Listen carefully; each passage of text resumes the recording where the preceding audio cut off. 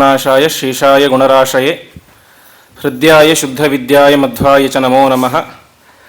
ವಿಷ್ಣುತೀರ್ಥಕಲ್ಪವೃಕ್ಷೋ ವಿಷ್ಣುತೀರ್ಥಶ್ಚ ಕಾಮಧುಕ್ ಚಿಂತಾಮಣಿರ್ ವಿಷ್ಣುತೀರ್ಥೋ ಯತೀಂದ್ರ ಸರ್ವಕಾಮದಃ. ಶ್ರೀ ಗುರುಭ್ಯೋ ನಮಃ. ಹರಿ ಓಂ. ಅಧಿಕ ಜ್ಯೇಷ್ಠ ಮಾಸದ ಅಂಗವಾಗಿ ನಡೀತಾ ಇರುವಂತಹ ಭಾಗವತ ಜ್ಞಾನ ಸತ್ರದಲ್ಲಿ ಇಲ್ಲಿಯ ತನಕ ಒಟ್ಟು 7 ಸ್ಕಂದಗಳ ಪ್ರವಚನದ ಚಿಂತನೆಯನ್ನು ನಾವೆಲ್ಲರೂ ಕೂಡ ಸೇರಿ ನಡೆಸಿದ್ದೇವೆ.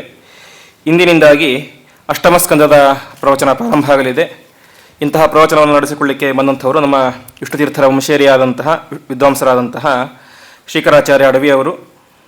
ವಿಶೇಷವಾಗಿ ಮುಂಬಯಿಯ ಸತ್ಯಧ್ಯಾನ ವಿದ್ಯಾಪೀಠದಲ್ಲಿ ಅನೇಕ ವರ್ಷಗಳ ಕಾಲ ಅಧ್ಯಯನವನ್ನು ಮಾಡಿ 2004ನೇ ಇಸವಿಯಲ್ಲಿ ಶ್ರೀಮನ್ಯಾಸದ ಮಂಗಳದ ಅಧ್ಯಯನವನ್ನು ಪೂರ್ತಿ ಮಾಡಿ ನಂತರ ನಿರಂತರವಾಗಿ ಪಾಠ ಪ್ರವಚನ, ಅದರಲ್ಲೂ ಕೂಡ ವಿಶೇಷವಾಗಿ ವಿಷ್ಣುತೀರ್ಥರ ಅನೇಕ ಅಪ್ರಕಟಿತ ಗ್ರಂಥಗಳನ್ನು, ಹಸ್ತಪ್ರತಿಯ ರೂಪದಲ್ಲಿದ್ದಂತಹ ಅನೇಕ ಗ್ರಂಥಗಳನ್ನು ಅದನ್ನು ಪ್ರಕಾಶನಗೊಳಿಸಿ, ಹಾಗೆ ಸಮಾಜಕ್ಕೆ ಅತ್ಯಂತ ಅನಿವಾರ್ಯವೆನಿಸಿದ್ದಂತಹ ವಿಷ್ಣುತೀರ್ಥರ ಚರಿತ್ರೆ ಅದು ಅನೇಕ ಗ್ರಂಥಗಳಲ್ಲಿ ಇತ್ತು. ಅದೆಲ್ಲವನ್ನು ಕೂಡ ಸಂಗ್ರಹವನ್ನು ಮಾಡಿ ಒಂದು ಪುಸ್ತಕದ ರೂಪದಲ್ಲಿ ಸಂಗ್ರಹವನ್ನು ಮಾಡಿ ವಿಷ್ಣುತೀರ್ಥರ ಚರಿತ್ರೆ, ಅದಾದ ಮೇಲೆ ಅನೇಕ ಗ್ರಂಥಗಳ ಕನ್ನಡ ಅನುವಾದ, ವಿಷ್ಣುತೀರ್ಥರ ಗ್ರಂಥಗಳ ಕನ್ನಡ ಅನುವಾದ, ಆಮೇಲೆ ಸಂಕೀರ್ಣ ಗ್ರಂಥಗಳು ಅಂತ ವಿಷ್ಣುತೀರ್ಥರ ಗ್ರಂಥಗಳ ಒಂದು ಪುಸ್ತಕಗಳು, ಹೀಗೆ ಅನೇಕ ಒಂದು ಗ್ರಂಥಗಳನ್ನು ಆಚಾರ್ಯರು ಅನುವಾದ ಮಾಡಿ ನಮಗೆ ಸಾರಸ್ವತ ಲೋಕಕ್ಕೆ ಕೊಟ್ಟಿದ್ದಾರೆ. ಮೊನ್ನೆ ಅಷ್ಟೇ ವಿಷ್ಣುತೀರ್ಥರ ಬಿಂಬಾರ್ಪಣ ವಿಧಿ ಎನ್ನುವಂತಹ ಗ್ರಂಥದ ಕನ್ನಡ ಅನುವಾದವನ್ನು ಕೂಡ ಮಾಡಿದ್ದಾರೆ. ಹೀಗೆ ಅನೇಕ ವಿಷ್ಣುತೀರ್ಥ ಕುರಿತಾದಂಥ ಐತಿಹಾಸಿಕ ಗ್ರಂಥಗಳು ಮತ್ತು ಅವರ ಗ್ರಂಥಗಳ ಒಂದು ಸಂಶೋಧನಾತ್ಮಕವಾದಂತಹ ಅನುವಾದ, ಹೀಗೆ ಹಲವು ರೀತಿಯಲ್ಲಿ ನಿರಂತರವಾಗಿ ವೇದವ್ಯಾಸ ದೇವರ ಸೇವೆಯನ್ನು ಆಚರಣೆ ಮಾಡ್ತಾ ಇದ್ದಾರೆ. ಹಾಗೆ ಹುಬ್ಬಳ್ಳಿಯಲ್ಲಿ ಒಂದು ಉತ್ತಮ ತಮ್ಮದೇ ಆದಂಥ ಮಠವನ್ನು ಕೂಡ ಸ್ಥಾಪನೆ ಮಾಡಿ ಅಲ್ಲಿ ನಿರಂತರವಾಗಿ ರಾಯರ ಸೇವೆ, ವೆಂಕಟೇಶ್ವರ ದೇವರ ಸೇವೆ, ವಿಷ್ಣುತೀರ್ಥ ವಿದ್ಯಾಪೀಠ ಅಂತ ಮಾಡಿ ಅಲ್ಲಿ ಅನೇಕ ಗ್ರಂಥಗಳ ಪ್ರಕಾಶನ, ಪಾಠ ಪ್ರವಚನ, ಹೀಗೆ ನಿರಂತರವಾಗಿ ವೇದವ್ಯಾಸ ದೇವರ ವಾಂಗ್ಮಯ ಸೇವೆಯನ್ನು ನಡೆಸ್ತಾ ಇರುವಂತಹ ಆಚಾರ್ಯರು ಇವತ್ತು ನಮ್ಮ ಪ್ರಾರ್ಥನೆಗೆ ಹೋಗೊಟ್ಟು ಈ ಒಂದು ಕ್ಷೇತ್ರಕ್ಕೆ ಆಗಮಿಸಿ 2 ದಿವಸಗಳ ಕಾಲ ಒಟ್ಟು 4 ಹೊತ್ತುಗಳಲ್ಲಿ ಅಷ್ಟಮಸ್ಕಂದದ ಚಿಂತನೆ ನಡೆಸಿಕೊಳ್ಳಲಿಕ್ಕಿದ್ದಾರೆ. ಅಂತಹ ಆಚಾರ್ಯರಿಗೆ ನಮ್ಮ ನಿಮ್ಮೆಲ್ಲರ ಪೂರ್ವಕವಾಗಿ ಭಕ್ತಿ ಸಾಷ್ಟಾಂಗ ನಮಸ್ಕಾರ ಪೂರ್ವಕ ಸ್ವಾಗತ. ಈ ಒಂದು 8ನೇ ಸ್ಕಂದದ ಸಂಪೂರ್ಣವಾದಂತಹ ಸೇವೆಯನ್ನು ಬೆಂಗಳೂರಿನ ಹಂಸರಾಜ್ ಎನ್ನುವಂಥವ್ರು ಸಲ್ಲಿಸಿದ್ದಾರೆ. ಹಾಗೆ 1 ದಿನದ ಪ್ರವಚನ ಸೇವೆಯನ್ನು ಅನಂತರಾವ್ ದೇಸಾಯಿ ಎನ್ನುವಂಥವರು ಮತ್ತು 1 ದಿನದ ಪೂರ್ಣ ಸೇವೆಯನ್ನು ನಮ್ಮ ಮಠದ ಸ್ವಯಂ ಸೇವಕರಾದಂತಹ ಕಿನ್ನಾಳಿನ ಶ್ರೀಕೃಷ್ಣ ದೇಸಾಯಿ ಬಾಳಪ್ಪ ಅವರ ಮಗ ಅವರು ಸಲ್ಲಿಸಿದ್ದಾರೆ. ಎಲ್ಲರಿಗೂ ಕೂಡ ಪರಮಾತ್ಮ ವಿಶೇಷವಾದಂಥ ಅನುಗ್ರಹವನ್ನು ಮಾಡಲಿ ಅಂತ ಪ್ರಾರ್ಥನೆಯನ್ನು ಮಾಡ್ತಾ ಆಚಾರ್ಯರು ತಮ್ಮ ಪ್ರವಚನವನ್ನು ಪ್ರಾರಂಭ ಮಾಡಬೇಕಾಗಿ ಪ್ರಾರ್ಥನೆ.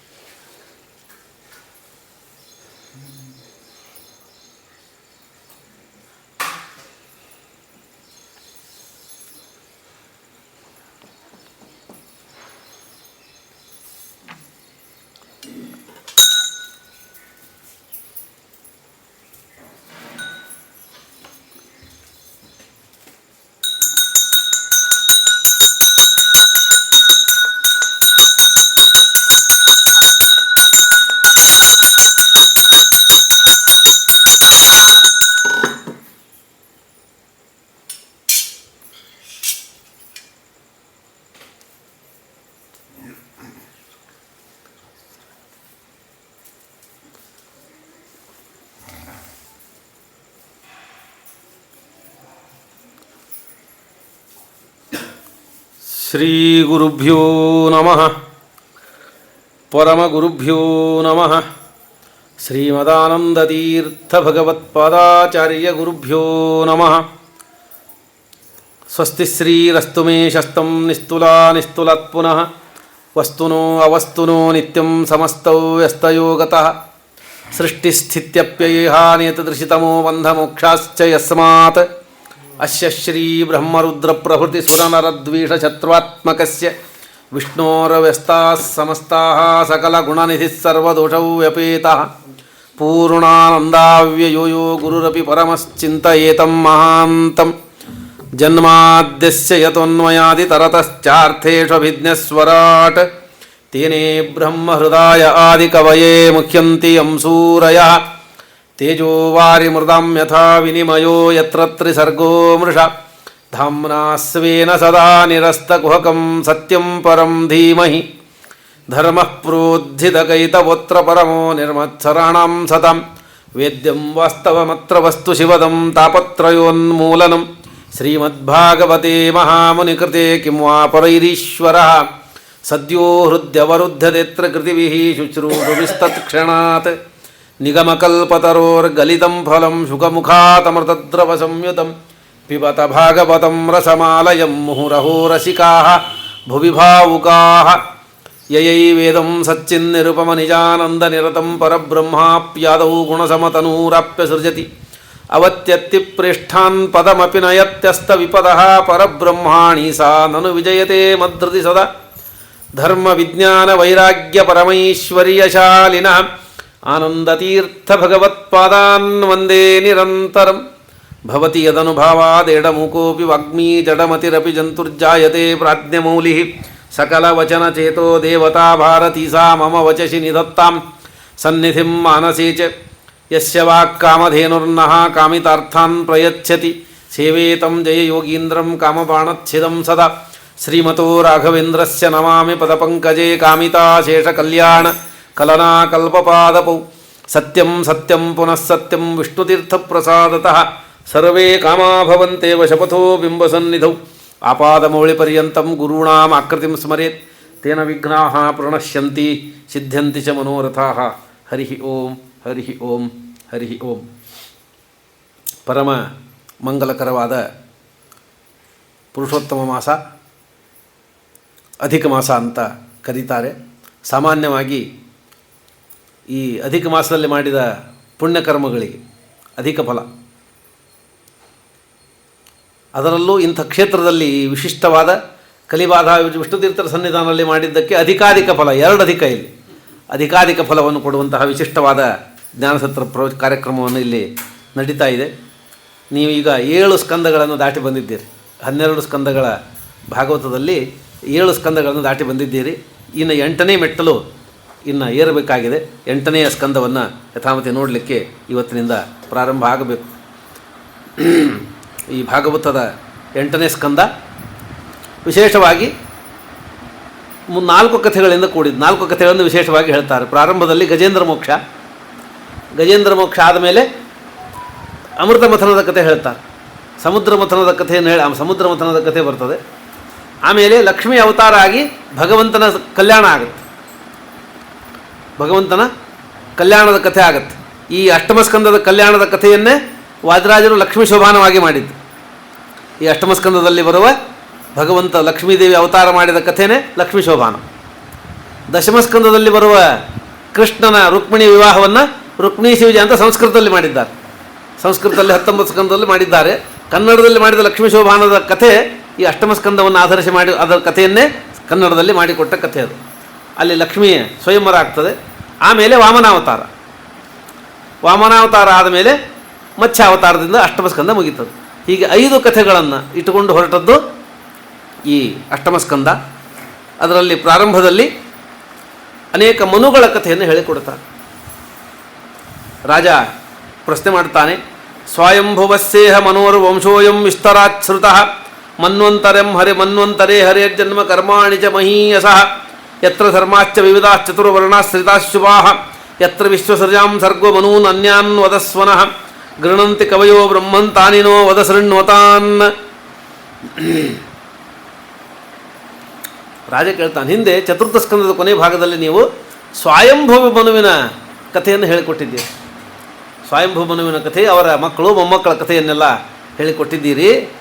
ಈಗ ಯತ್ರ ಧರ್ಮಾಶ್ಚ ವಿವಿಧಾಶ್ಚತುರ್ವರ್ಣಾಶ್ಚ ಈಗ ಉಳಿದ ಮನ್ವಂತರದ ಕಥೆಗಳನ್ನು ಹೇಳಿಕೊಡ್ರಿ ಅಂತ ಕೇಳ್ತಾನೆ. ಸ್ವಯಂಭವದು ಮೊದಲನೇ ಮನ್ವಂತರ. ಈಗ ಆಗಿದ್ದು ಆ ಸ್ವಯಂಭವನು ಸ್ವರೋಚಿಷ, ಉತ್ತಮ, ತಾಪಸ, ರೈವತ, ಚಾಕ್ಷುಷ ಅಂತನೂ 6 ಮನ್ವಂತರ ಆಗಿದೆ. ಈಗ 7ನೇದ್ದು ವೈವಸ್ವತ ಮನ್ವಂತರ ಇದೆ. ಇನ್ನು ಮುಂದೆ 7 ಮನ್ವಂತರ ಆಗಬೇಕು ಈ ಕಲ್ಪದಲ್ಲಿ. ಈ ಇನ್ನು 7 ಮನ್ವಂತರ ಆದರೆ ಈ ಒಂದು ಬ್ರಹ್ಮದೇವರ ದಿವಸದ ಕಲ್ಪ ಮುಗೀತದೆ. ಹಾಗಾಗಿ ನಾವು ಮಧ್ಯದ 7ನೇ ವೈವಸ್ವತ ಮನ್ವಂತರದಲ್ಲಿ ಇದ್ದೀವಿ.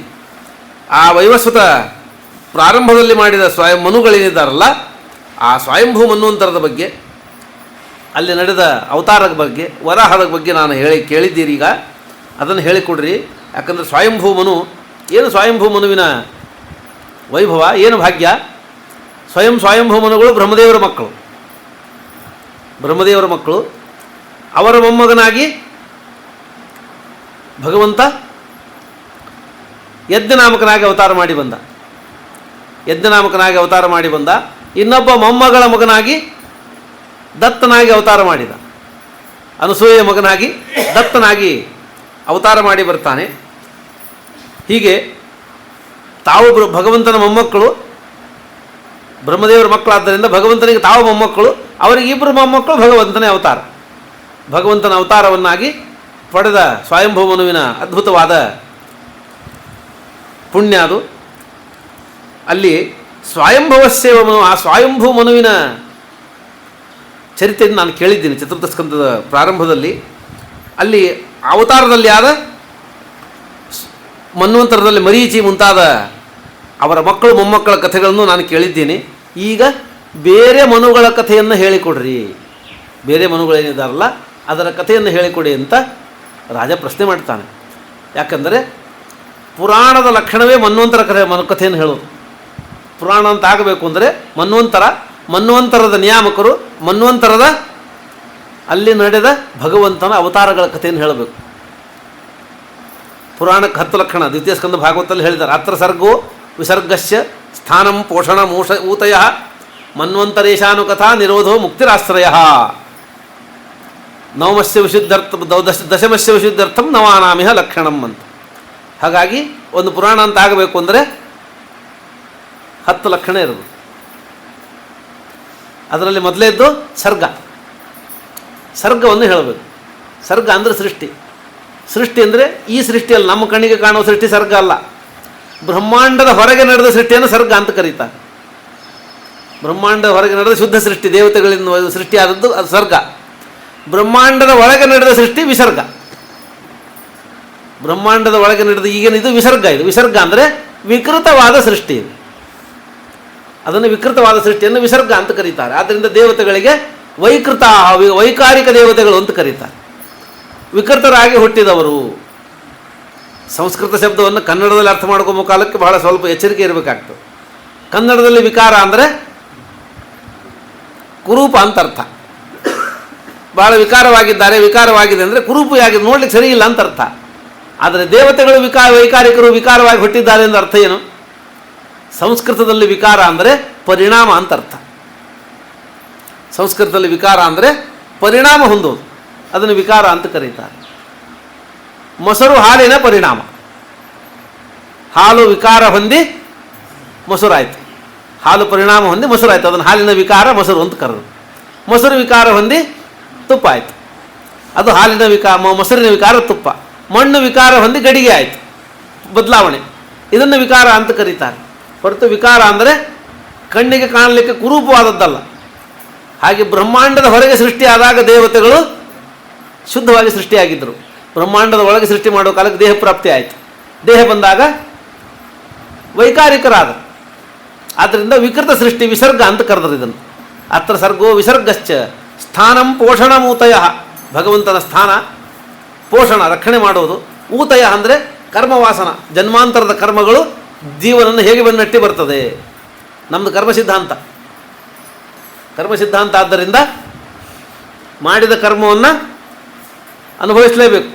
ಪಾಪ ಇರಲಿ ಪುಣ್ಯ ಇರಲಿ, ಅಪರೋಕ್ಷ ಜ್ಞಾನ ಆದಮೇಲೆ ಕಳ್ಕೋಬೇಕು, ಇಲ್ಲ ಅಂದರೆ ಅದನ್ನು ಭೋಗಿಸ್ತಾ ಇರಬೇಕು.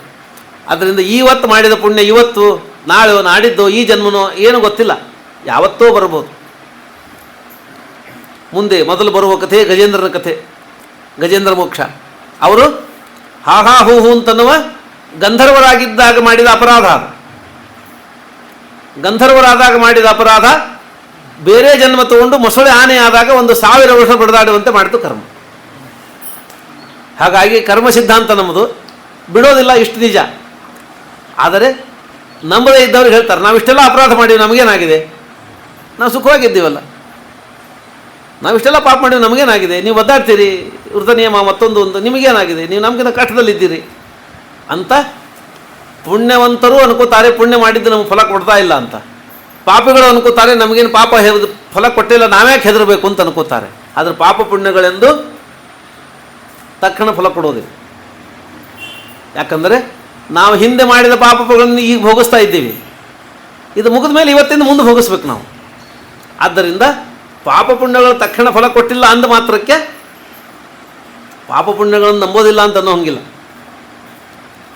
ಪಾಪ ಪುಣ್ಯಗಳ ಅನುಭವ ನಮಗೆ ನಿತ್ಯದಲ್ಲಿ ಆಗ್ತಾ ಇದೆ. ಪುಣ್ಯದ ಫಲದಿಂದ ಸುಖ, ಪಾಪದ ಫಲದಿಂದ ದುಃಖ ಅನುಭವಿಸ್ತಾನೆ ಇದ್ದೀವಿ ನಾವು. ಆದ್ದರಿಂದ ಅನುಭವಿಸ್ತಾ ಇದ್ದೀವಿ, ಆದ್ದರಿಂದ ಅದನ್ನು ಅಪಲಾಪ ಮಾಡಿಲ್ಲ ಅಂತನೂ ಹಾಗಿಲ್ಲ. ಈ ಕರ್ಮ ಸಿದ್ಧಾಂತಕ್ಕೆ ಅತ್ಯದ್ಭುತವಾದ ವೈಜ್ಞಾನಿಕ ತಳಹದಿ ಇದೆ. ಅಷ್ಟು ಅದ್ಭುತವಾಗಿ ವೇದವ್ಯಾಸರು ನಿರ್ಮಾಣ ಮಾಡಿಕೊಟ್ಟಿದ್ದಾರೆ. ಜಗತ್ತಲ್ಲಿ ಅನೇಕ ಸಿದ್ಧಾಂತಗಳು ಪುನರ್ಜನ್ಮ ಒಪ್ಪೋದಿಲ್ಲ. ಅನೇಕ ಸಿದ್ಧಾಂತಗಳಲ್ಲಿ ಪುನರ್ಜನ್ಮ ಒಪ್ಪೋದಿಲ್ಲ. ಪುನರ್ಜನ್ಮ ಇಲ್ಲ ಅಂತಾರೆ. ಮತ್ತು ಪುನರ್ಜನ್ಮ ಇಲ್ಲ ಅಂತ ಆಗಿಬಿಟ್ರೆ ಇವತ್ತು ಕೆಲವರು ಸುಖವಾಗಿರೋದಕ್ಕೆ ಕೆಲವರು ಕಷ್ಟಪಡಲಿಕ್ಕೆ ಕಾರಣ ಏನು? ಕರ್ಮ ಸಿದ್ಧಾಂತ ಒಪ್ಪುವ ಸಿದ್ಧಾಂತ ನಮ್ಮ ವೈದಿಕ ಸಿದ್ಧಾಂತ ಹೇಳ್ತದೆ, ಪಾಪ ಮಾಡಿದ್ದಾನೆ ಹಿಂದೆ ಅವನು ಕಷ್ಟಪಡ್ತಾನೆ, ಹಿಂದೆ ಪುಣ್ಯ ಮಾಡಿದವನು ಸುಖವಾಗಿದ್ದಾನೆ ಅಂತ ಹೇಳ್ತೀವಿ. ಪುನರ್ಜನ್ಮವನ್ನು ಒಪ್ಪದೇನೇ ಇದ್ದವರು ಪಾಪ ಪುಣ್ಯದ ಕಥೆ ಹೇಳುವಂಗಿಲ್ಲ. ಹಿಂದಿನ ಜನ್ಮದಲ್ಲಿ ಮಾಡಿದ ಪಾಪ ಪುಣ್ಯಕ್ಕನುಗುಣವಾಗಿ ಸುಖ ದುಃಖ ಆಗಿದೆ ಅಂತ ಹೇಳುವಂಗಿಲ್ಲ. ಈ ಜನ್ಮದಲ್ಲಿ ಅಷ್ಟು ಪಾಪ ಪುಣ್ಯಗಳನ್ನು ಮಾಡಿದ್ದು ಕಾಣೋದಿಲ್ಲ. ಹಾಗಾಗಿ ಸುಖ ದುಃಖಗಳಿಗೆ ಕಾರಣ ಏನು? ದೇವರು ತನ್ನ ಇಚ್ಛೆಯಿಂದ ಕೆಲವರಿಗೆ ಸುಖ ಕೆಲವರಿಗೆ ದುಃಖ ಕೊಟ್ಟಾನೆ ಅಂತ ಹೇಳಬೇಕು.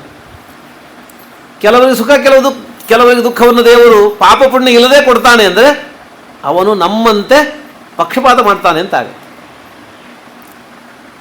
ದೇವರು ನಮ್ಮಂತೆ ಪಕ್ಷಪಾತಿ ಅವನು. ನಾವು ನಮಗೆ ಬೇಕಾದವರಾಗಿದ್ದರೆ ಅನುಕೂಲ ಮಾಡ್ತೀವಿ, ನಮಗೆ ಬೇಡ ಅಂದರೆ ಅನಾನುಕೂಲ ಮಾಡಲಿಕ್ಕೆ ಪ್ರಯತ್ನ ಮಾಡ್ತೀವಿ, ಅವ್ರಿಗೆ ಹಾನಿ ಮಾಡಲಿಕ್ಕೆ ಪ್ರಯತ್ನ ಮಾಡ್ತೀವಿ. ಹಾಗೆ ದೇವರು ಕೆಲವರಿಗೆ ಒಳ್ಳೆಯದನ್ನು ಮಾಡಿದ, ಸುಖ ಕೊಟ್ಟ, ಕೆಲವರಿಗೆ ಕಷ್ಟ ಕೊಟ್ಟ. ಕಾರಣ ಏನು?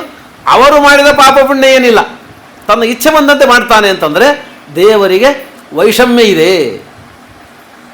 ಕೆಲವರನ್ನು ಸುಖವಾಗಿಡ್ತಾನೆ, ಕೆಲವರನ್ನು ಕಷ್ಟದಲ್ಲಿ ಇಡ್ತಾನೆ. ಮನುಷ್ಯರಂತೆ ಬೇಕಾದರೆ ಒಂದು ರೀತಿ, ಬೇಡ ಆದರೆ ಒಂದು ನೀತಿ, ಸೆಲೆಕ್ಟಿವ್ ಆಗಿ ವರ್ತನೆ ಮಾಡ್ತಾನೆ ದೇವರು ಅಂತ ಹೇಳ್ದಂಗೆ ಆಗಿಬಿಡ್ತದೆ. ಆದರೆ ಜನ್ಮ ಜನ್ಮಾಂತರದ ಪಾಪ ಪುಣ್ಯಗಳನ್ನು ಒಪ್ಪುವವರಿಗೆ ಈ ವಿಧೇ ಇಲ್ಲ. ಅವರ ಪಾಪ ಜನ್ಮಾಂತರಕ್ಕಿದ್ದಂತೆ ಅವರು ಸುಖ ದುಃಖಗಳನ್ನು ಅನುಭವಿಸ್ತಾರೆ ಅಂತ ಹೇಳುವ ಅತ್ಯಂತ ವೈಜ್ಞಾನಿಕವಾದ ಸಿದ್ಧಾಂತ ಇದೆ. ಹಾಗಾಗಿ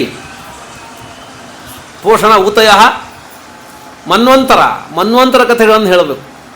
ಮನ್ವಂತರ ಈಶಾನು ಕಥಾ, ಮನ್ವಂತರದಲ್ಲಿ ಹುಟ್ಟಿದ ಭಗವಂತನ ಕಥೆಗಳು, ಅಲ್ಲಿ ಅವತಾರ ಮಾಡಿದ ರಾಜರ ಕಥೆಗಳು. ನಿರೋಧವನ್ನು ಹೇಳಬೇಕು. ನಿರೋಧ ಅಂದರೆ ಪ್ರಳಯ. ಪ್ರಳಯಕ್ಕೆ ನಿರೋಧ ಅಂತ ಕರೀತಾರೆ. ನಿರೋಧ ಅಂದರೆ ಶ್ವಾಸ ನಿರೋಧ. ಪ್ರಳಯದಲ್ಲೆಲ್ಲರೂ ಶ್ವಾಸ ನಿರೋಧ ಮಾಡಿ ಭಗವಂತನ ಉದರದಲ್ಲಿ ಮಲಗಿಬಿಡ್ತಾರೆ. ಆದ್ದರಿಂದ ಪ್ರಳಯವನ್ನು ನಿರೋಧ ಅಂತ ಕರೀತಾರೆ. ಆಮೇಲೆ ಮುಕ್ತಿ ಹೇಗಾಗ್ತದೆ? ಮುಕ್ತಿರ್ಹಿತ್ವ ಅನ್ಯಥಾ ರೂಪಂ ಸ್ವರೂಪೇಣ ವ್ಯವಸ್ಥಿತಿ ಅಂತ ಹೇಳಿ, ಈಗ ಇರುವ ನಮ್ಮ ಅನ್ಯಥಾ ರೂಪವನ್ನು ಬಿಟ್ಟು ಮೋಕ್ಷ ಪಡೆಯೋದು ಹೇಗೆ? ಇವೆಲ್ಲವನ್ನು ಪಡೀಲಿಕ್ಕೆ ಬೇಕಾದ ಶಾಸ್ತ್ರದ ಜ್ಞಾನ ಏನು, ಆಶ್ರಯ ಅಂತ ಅನ್ನೋದನ್ನು 10 ಹೇಳಿ ಒಂದು ಪುರಾಣ ಆಗ್ತದೆ. ಇಷ್ಟಿದ್ರೆ ಒಂದು ಪುರಾಣ. ಈಗ ಪುರಾಣ ಅಂದರೆ ಎಲ್ಲರೂ ತಮಗೆ ತಕ್ಕಂತೆ ಪುರಾಣಗಳನ್ನು ಬರ್ಕೊಂಡು ಪುರಾಣ ವಾಚನಗಳನ್ನು ಮಾಡ್ತಾರೆ. ಆದರೆ ಪುರಾಣ ಏನಿರಬೇಕು ಅಂತ ಹೇಳಿ ಮೊಟ್ಟ ಮೊದಲಿಗೆ ಪುರಾಣವನ್ನು ನಿರ್ಮಾಣ ಮಾಡಿದ ವೇದವ್ಯಾಸದೇವರು ಬರೆದುಕೊಟ್ಟಾರೆ. ಇಷ್ಟಿದ್ದರೆ ಇದಕ್ಕೆ ಪುರಾಣ ಅಂತ ಕರಿಬೇಕು. ಆದ್ದರಿಂದ ಮನ್ವಂತರ ಕಥೆಗಳನ್ನು ಹೇಳೋದು ಬಹಳ ಅವಶ್ಯಕವಾದದ್ದರಿಂದ ಈ ಮನ್ವಂತರದ ಕಥೆಯನ್ನು, ಸ್ವಯಂಭೂ ಮನುವಿನ ಕಥೆಯನ್ನು ಹೇಳ್ತಾರೆ. ಆಮೇಲೆ ಯದಸ್ಮಿನ್ ಅಂತರೇ ಭಗವಾನ್ ವಿಶ್ವಭಾವನಃ ಕೃತವಾನ್ ಕುರುತೆ ಕರ್ತಾ ಹ್ಯತೀತೇನಾಗತೇದ್ಯವ. ಈ ಪ್ರಪಂಚ ಸೃಷ್ಟಿಕರ್ತನಾದ ಭಗವಂತ ಈ ವೈವಸ್ವತ ಮನ್ವಂತರದಲ್ಲಿ ಯಾವ ಅವತಾರಗಳನ್ನು ಮಾಡ್ತಾನೆ, ಹಿಂದಿನ ಮನ್ವಂತರದಲ್ಲಿ ಏನು ಮಾಡ್ತಾನೆ, ಮುಂದಿನ ಮನ್ವಂತರಗಳಲ್ಲಿ ಏನು ಮಾಡ್ತಾನೆ ಅನ್ನೋದನ್ನು ಹೇಳಿಕೊಡ್ರಿ ಅಂದಾಗ ಋಷಿಗಳು ಹೇಳ್ತಾರೆ, ಮನವೋ ಅಸ್ಮಿನ್ ವ್ಯತೀತಾ ಷಟ್ ಕಲ್ಪೆ ಸ್ವಯಂಭವಾದಯ. ಈಗ ಸ್ವಯಂಭವ, ಸ್ವರೋಚಿಷ, ಉತ್ತಮ, ತಾಪಸ, ರೈವತ, ಚಾಕ್ಷುಷ ಅಂತನೂ 6 ಮನುಗಳಾಗಿದ್ದಾರೆ. ಇದು 7ನೇ ಮನ್ವಂತರ ವೈವಸ್ವತ ಮನು. ಅವನಿಗೆ ಶ್ರಾದ್ದದೇವ ಅಂತ ಹೆಸರಿದೆ. ಅವನು ವೈವಸ್ವತ ಮನು ಅಂತಲೂ ಕರೀತಾರೆ. ಅವನು ಸೂರ್ಯನ ಮಗ. ಇನ್ನು ಮುಂದೆ 7 ಮನ್ವಂತರಗಳಾಗೋದಿದೆ.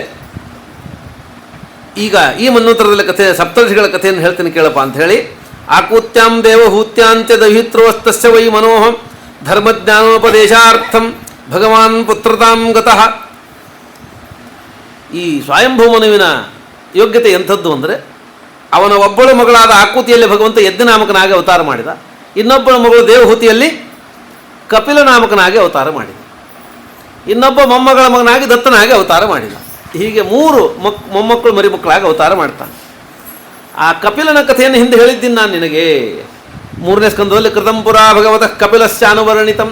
ಆ ಕಪಿಲನ ಕಥೆಯನ್ನು ಹೇಳಿಕೊಟ್ಟಿದ್ದೀನಿ. ಆಖ್ಯಾಸ್ಯೆ ಭಗವಾನ್ ಯಜ್ಞೋ ಯಚ್ಚಕಾರ ಕುರುದ್ವ ವಿರಕ್ತ ಕಾಮಭೋಗೇಶು ಶತರೂಪಾವತಿ ಪ್ರಭು ವಿಸರ್ಜ ರಾಜ್ಯಂ ತಪಸೇ ಸಭಾರ್ಯೋ ವನಮಾವಿಶತ್. ಆ ಸ್ವಯಂಭೂಮನು ರಾಜ್ಯವನ್ನು ವಿಷಯಭೋಗದಲ್ಲಿ ವಿರಕ್ತನಾಗಿ ರಾಜ್ಯವನ್ನು ಬಿಟ್ಟು ತಪಸ್ಸಿಗಾಗಿ ಪತ್ನಿ ಸಮೇತನಾಗಿ ಕಾಡನ್ನು ಸೇರುತ್ತಾನೆ.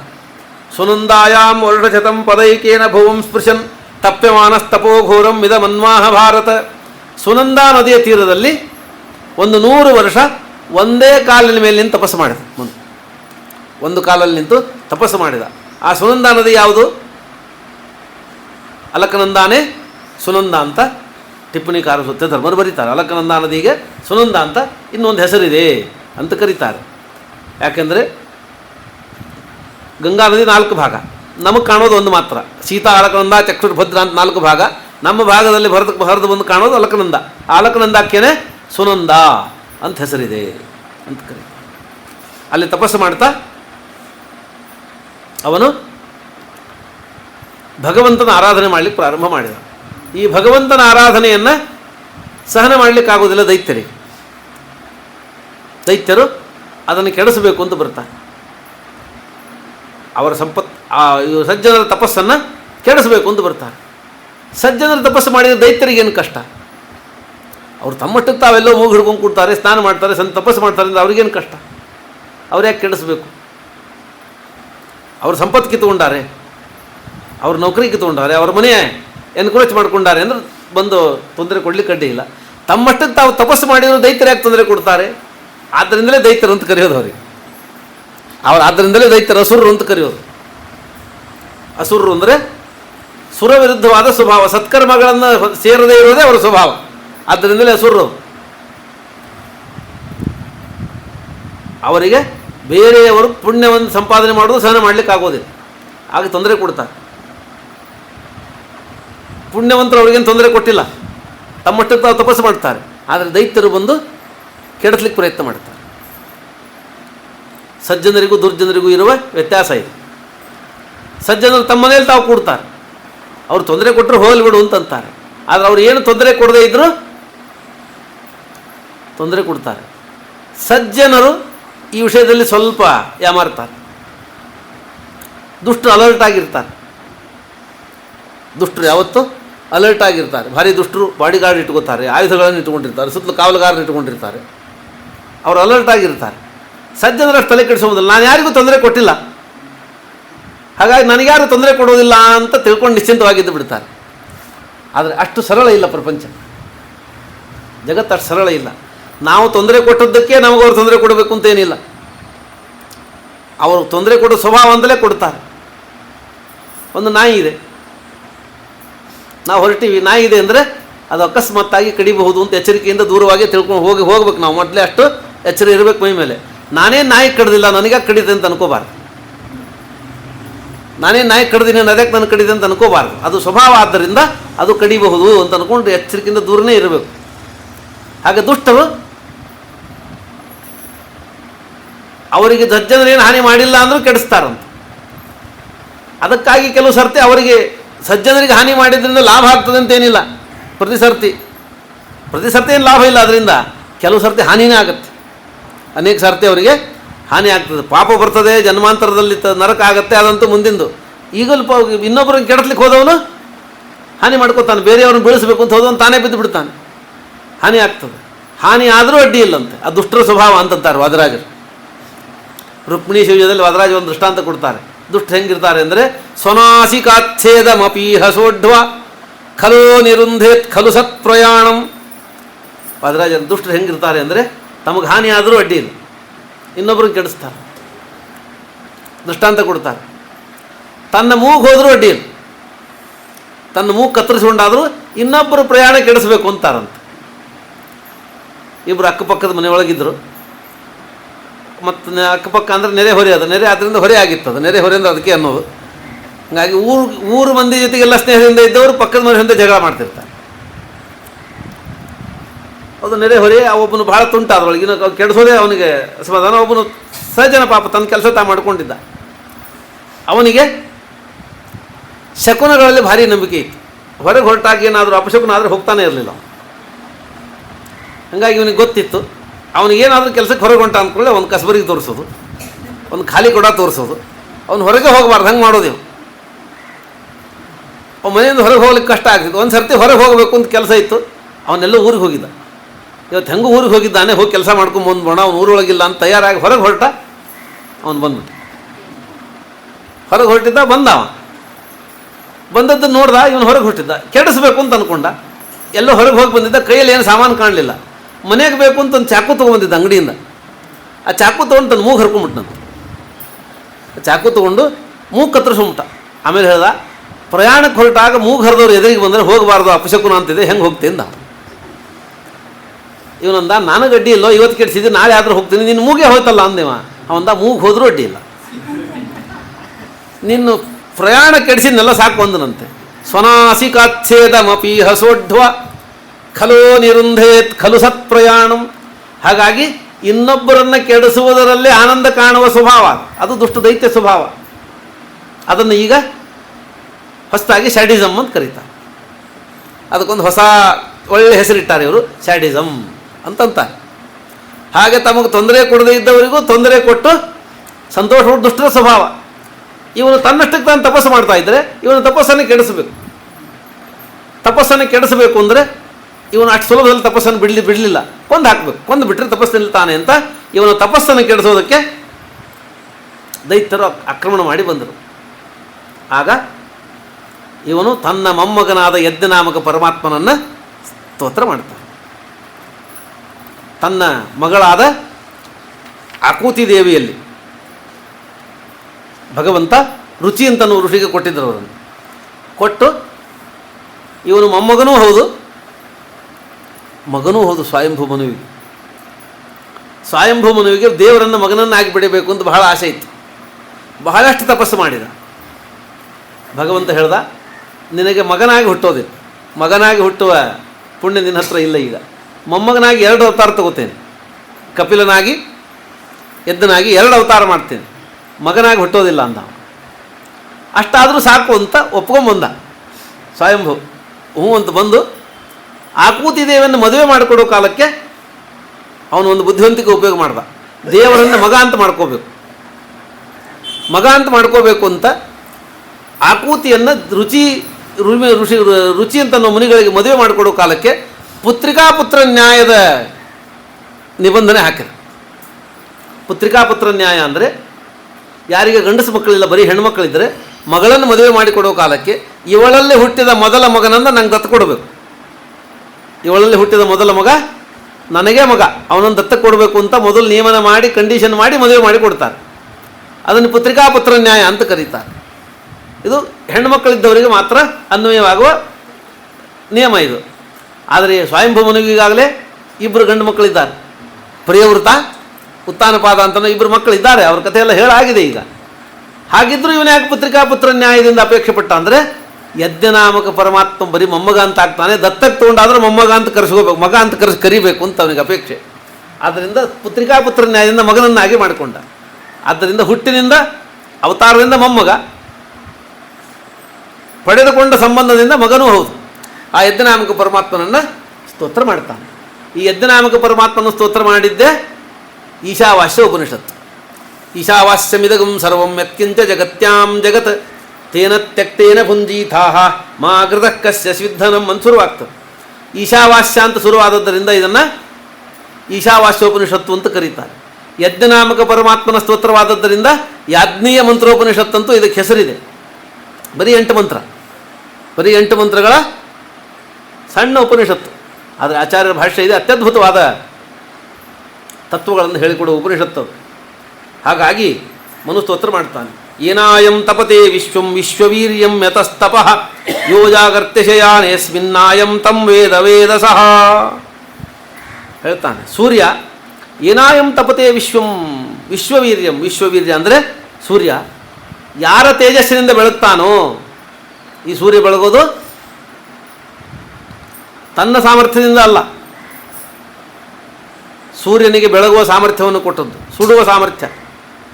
ಸೂರ್ಯನಿಗೆ ತಾಪನಿ ಪಾಚಿನಿ ಚೈವ 4 ಸಾಮರ್ಥ್ಯ ಹೇಳಿದ್ದಾರೆ. ಸುಡುವ ಸಾಮರ್ಥ್ಯ ಕೊಟ್ಟದ್ದು ಭಗವಂತ ಕೊಟ್ಟಿದ್ದಾನೆ. ಆ ಭಗವಂತ ಕೊಟ್ಟ ಸುಡುವ ಸಾಮರ್ಥ್ಯಕ್ಕೇನೆ ಇಟ್ಟು ಸುಡ್ತಾನೆ ನಮ್ಮನ್ನು. ಅವನದೇ ಸ್ವಂತ ಇದ್ದರೆ ಎಷ್ಟು ಮಾಡ್ತಿದ್ದ ಏನು, ದೇವರು ಕೊಟ್ಟ ಸಾಮರ್ಥ್ಯ ಅವನಿಗೆ. ಅದಕ್ಕೆ ಯದಾದಿತ್ಯಗತಂ ತೇಜ ಜಗದ್ಭಾಸಯತೇಖಿಲಂ ಯಚ್ಚಂದ್ರವಸಿ ಯಚ್ಚಾಗ್ನೌ ತತ್ತೇಜೋ ವಿದ್ಧಿಮಾಮಕಂ. ಸೂರ್ಯನಲ್ಲಿರುವ ಬೆಳಕಾಗಲಿ, ಚಂದ್ರನಲ್ಲಿರುವ ತಂಪಾಗಲಿ, ಅಗ್ನಿಯಲ್ಲಿರುವ ಬೆಳಕಾಗಲಿ ಎಲ್ಲವೂ ನನ್ನದೇ, ನಾನು ಕೊಟ್ಟದ್ದಷ್ಟೇ. ಭಗವಂತನ ಬೆಳಕಿನ ಕಾಂತಿಯ ಮುಂದೆ, ತೇಜಸ್ಸಿನ ಮುಂದೆ ಇವರೆಲ್ಲ ಒಂದು ದೀಪದ ಉಳಿದಂತಷ್ಟೇ. ನಮಗಿದೇ ಜಾಸ್ತಿ, ನಮ್ಮ ತಡೆಯುವ ಸಾಮರ್ಥ್ಯಕ್ಕೆ ಇದೇ ಜಾಸ್ತಿ.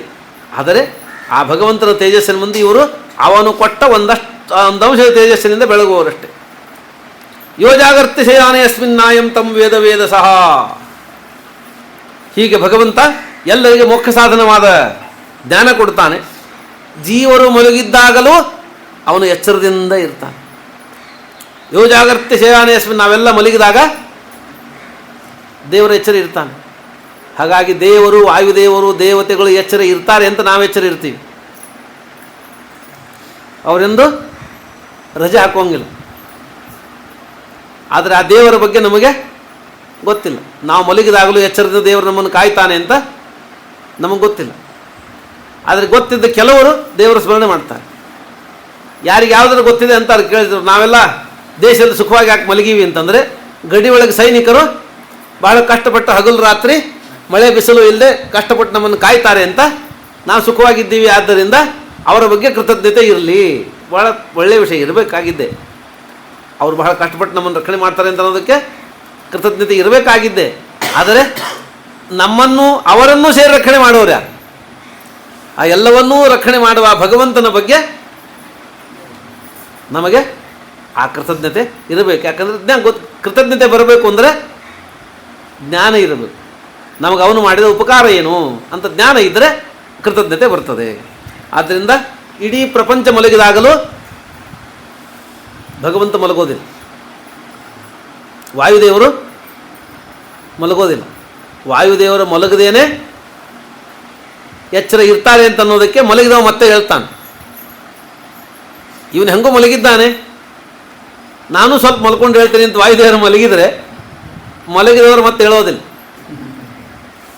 ಮಲಗಿದವರಿಗೆ ಮತ್ತೆ ಹೇಳುವಂತಿಲ್ಲ. ಹಾಗಾಗಿ ಅವರು ಮಲಗಬಾರ್ದು. ನಿಯಾಮಕರು ಮಲ್ಕೊಂಡು ಹೋಗಿಲ್ಲ.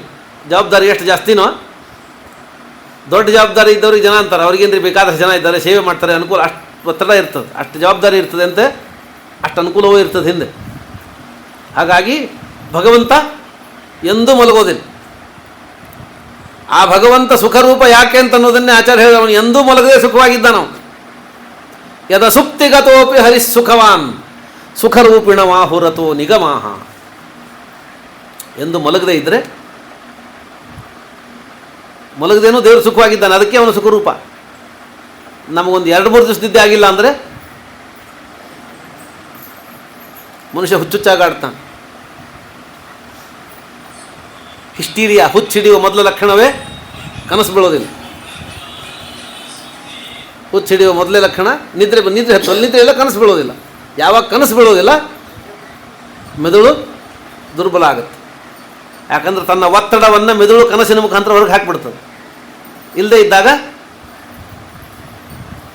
ಮೆದುಳಿನ ಒತ್ತಡ ಜಾಸ್ತಿ ಆಗುತ್ತೆ, ಅಲ್ಜಿಮೇರಿ ಅಂತ ಆಗ್ಲಿಕ್ಕೆ ಶುರುವಾಗುತ್ತೆ. ನಿದ್ರೆ ಮಾಡೋದು ಬಿಟ್ಟರೆ ಮೆದುಳು ತನ್ನನ್ನು ತಾನೇ ತಿನ್ನಕ್ಕೆ ಶುರು ಮಾಡುತ್ತೆ. ಅದಕ್ಕೆ ವಿಶ್ರಾಂತಿ ಇಲ್ಲ, ಆಹಾರ ಬೇಕಲ್ಲ. ಮಲಗಿದಾಗ ಅದಕ್ಕೆ ಆಹಾರ ಸಿಕ್ಕು ಅದು ಮತ್ತೆ ರಿಫ್ರೆಶ್ ಆಗುತ್ತೆ. ಆಗಿಲ್ಲ ಅಂತಂದರೆ ಮಿದುಳು ತನ್ನನ್ನು ತಾನು ತಿನ್ನಲಿಕ್ಕೆ ಶುರು ಮಾಡುತ್ತೆ. ಆಗ ಮಿದುಳು ತನ್ನನ್ನು ತಾನು ತಿಂದು ಮಿದುಳಿನ ಕೋಶಗಳು ಸಾಯ್ಲಿಕ್ಕೆ ಶುರು ಮಾಡಿದರೆ ಅಲ್ಜಿಮೇರಿಯಾ ಆಗುತ್ತೆ. ಅಲ್ಜಿಮೇರಿಯಾ ಹೆಚ್ಚಾದರೆ ಡಿಮೆನ್ಷಿಯಾ ಆಗುತ್ತೆ. ಡಿಮೆನ್ಷಿಯಾ ಜಾಸ್ತಿ ಆದರೆ ಹಿಸ್ಟೀರಿಯಾ ಆಗುತ್ತೆ. ಆವಾಗ ಕಲ್ಲು ಹೊಡೆಯೋದು, ಹುಚ್ಚು ಚಕರ ಮಾಡಲಿಕ್ಕೆ ಶುರು ಮಾಡ್ತಾನೆ ಮನುಷ್ಯ. ಹಾಗಾಗಿ ಹುಚ್ಚಿನ ಮೊದಲ ಲಕ್ಷಣ ನಿದ್ರೆ ಇಲ್ಲದೆ ಇರೋದು. ಹಾಗಾಗಿ ಏನು ಮಾಡಿ ಊಟ ಬಿಟ್ಟರೂ ಅಡ್ಡಿ ಇಲ್ಲ, ನಿದ್ರೆ ಮಾಡೋದನ್ನು ತಪ್ಪಿಸಬಾರ್ದು. ಹಾಗಾಗಿ ಊಟ ಇಲ್ಲದೆ ಒಂದು ಎಷ್ಟು ದಿವಸ ಬದುಕ್ಬೋದು.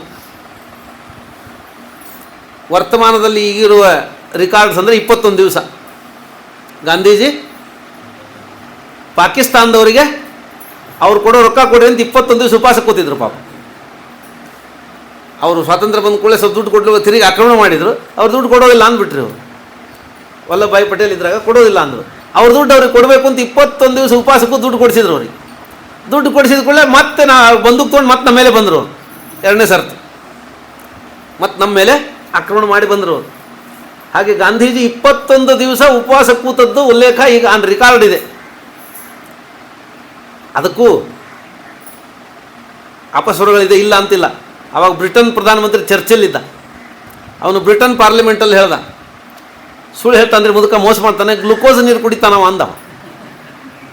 ಗಾಂಧಿ ಗ್ಲುಕೋಸ್ ನೀರು ಕುಡಿದು ಉಪವಾಸ ಮಾಡಿ ಮೋಸ ಮಾಡಿದ್ದಾನೆ ಅಂತ ಬ್ರಿಟಿಷ್ ಪಾರ್ಲಿಮೆಂಟ್ ಒಳಗೆ ನಿಮಗೆ ಇವತ್ತು ಆನ್ ರೆಕಾರ್ಡ್ ಸಿಗ್ತದೆ. ಅಂತೂ ಗಾಂಧೀಜಿ 21 ದಿವಸ ಉಪವಾಸ ಮಾಡಿದ ಉಲ್ಲೇಖ ಇದೆ. 21 ದಿವಸ ನಿದ್ರೆಗೆಟ್ಟು ಯಾರು ಇರ್ಲಿಕ್ಕೆ ಆಗೋದಿಲ್ಲ.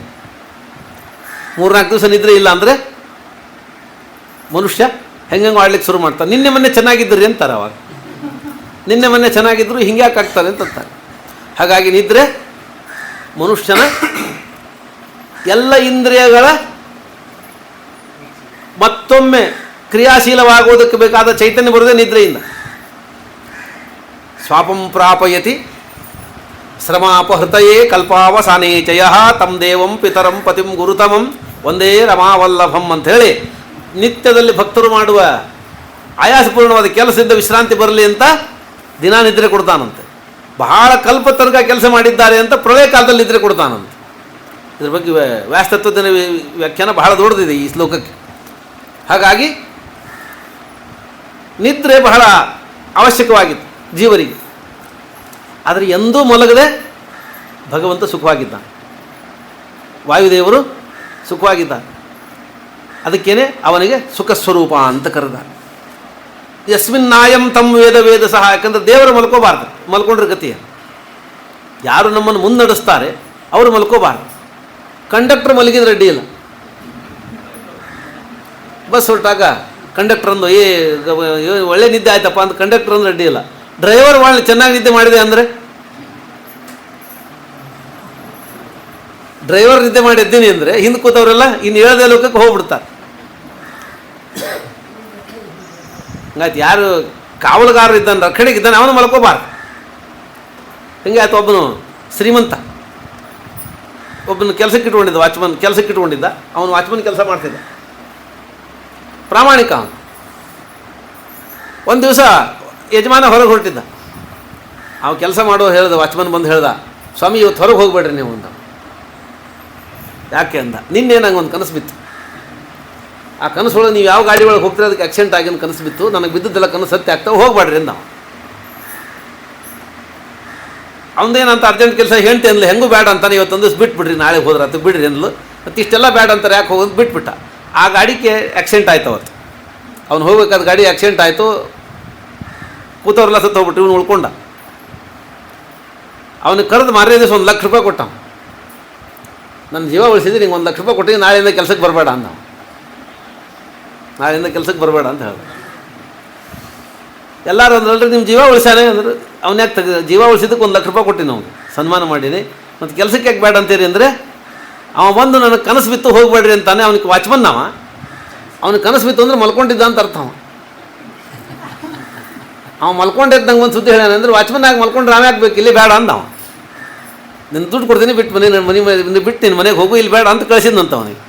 ಹಾಗಾಗಿ ಕಾವಲುಗಾರರ ಕೆಲಸಕ್ಕಿದ್ದವನೇ ಮಲ್ಕೊಂಡಿದ್ದ ಅಂದರೆ ಕಾಯಿಸಿಕೊಂಬುವನ ಗತಿ.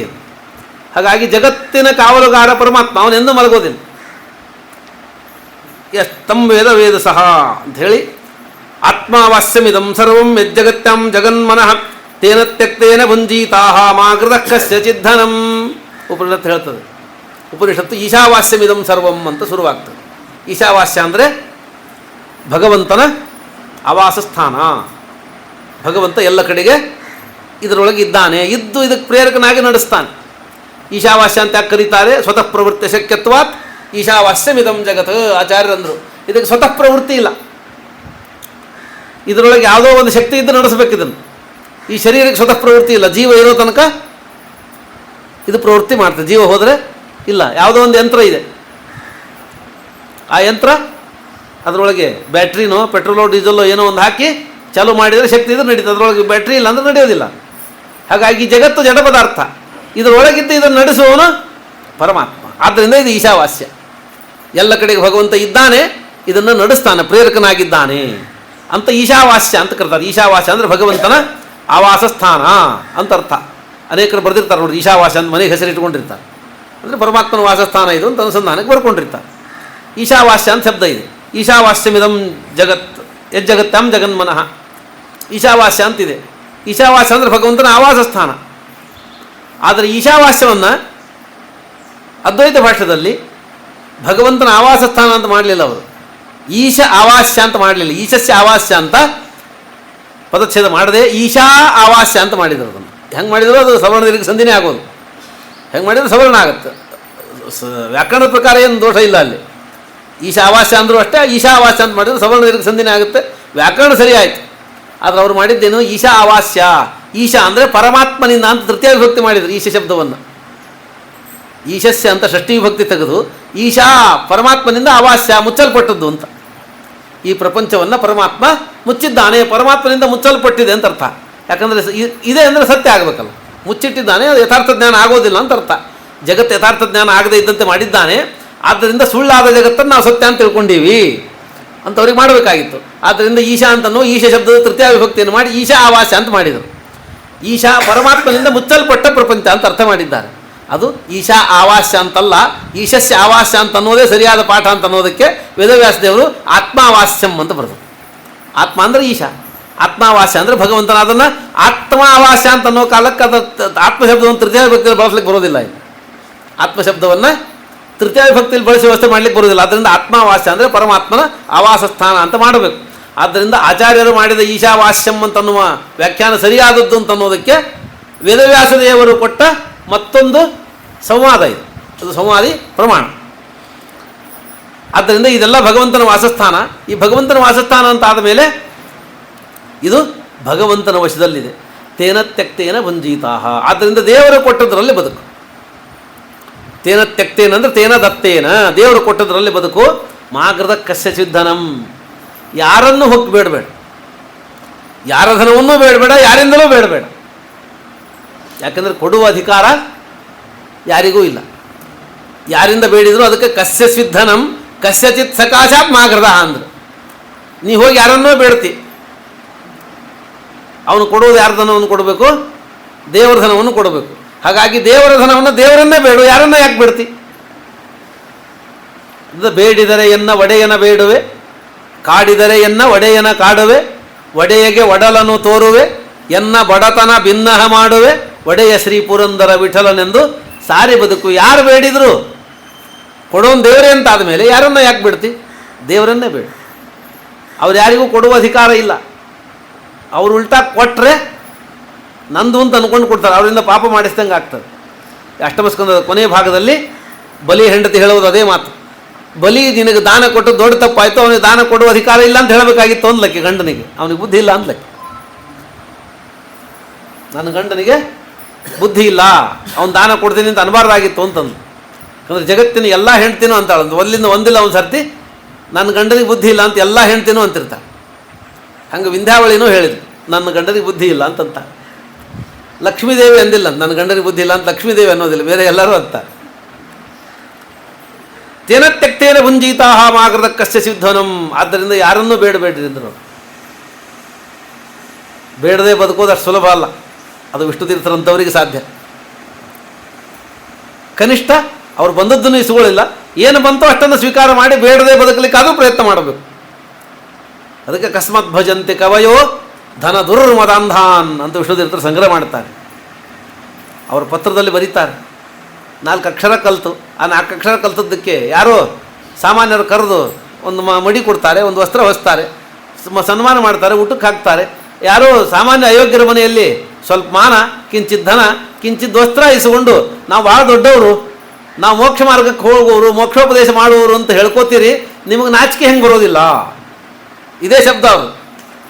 ನಿಮಗೆ ನಾಚಿಕೆ ಹೆಂಗೆ ಬರೋದಿಲ್ಲ ಅಂತ ಶಬ್ದ ಅವ್ರದ್ದು, ಇದೇ ಶಬ್ದ ಹಾಕ್ತಾರೆ.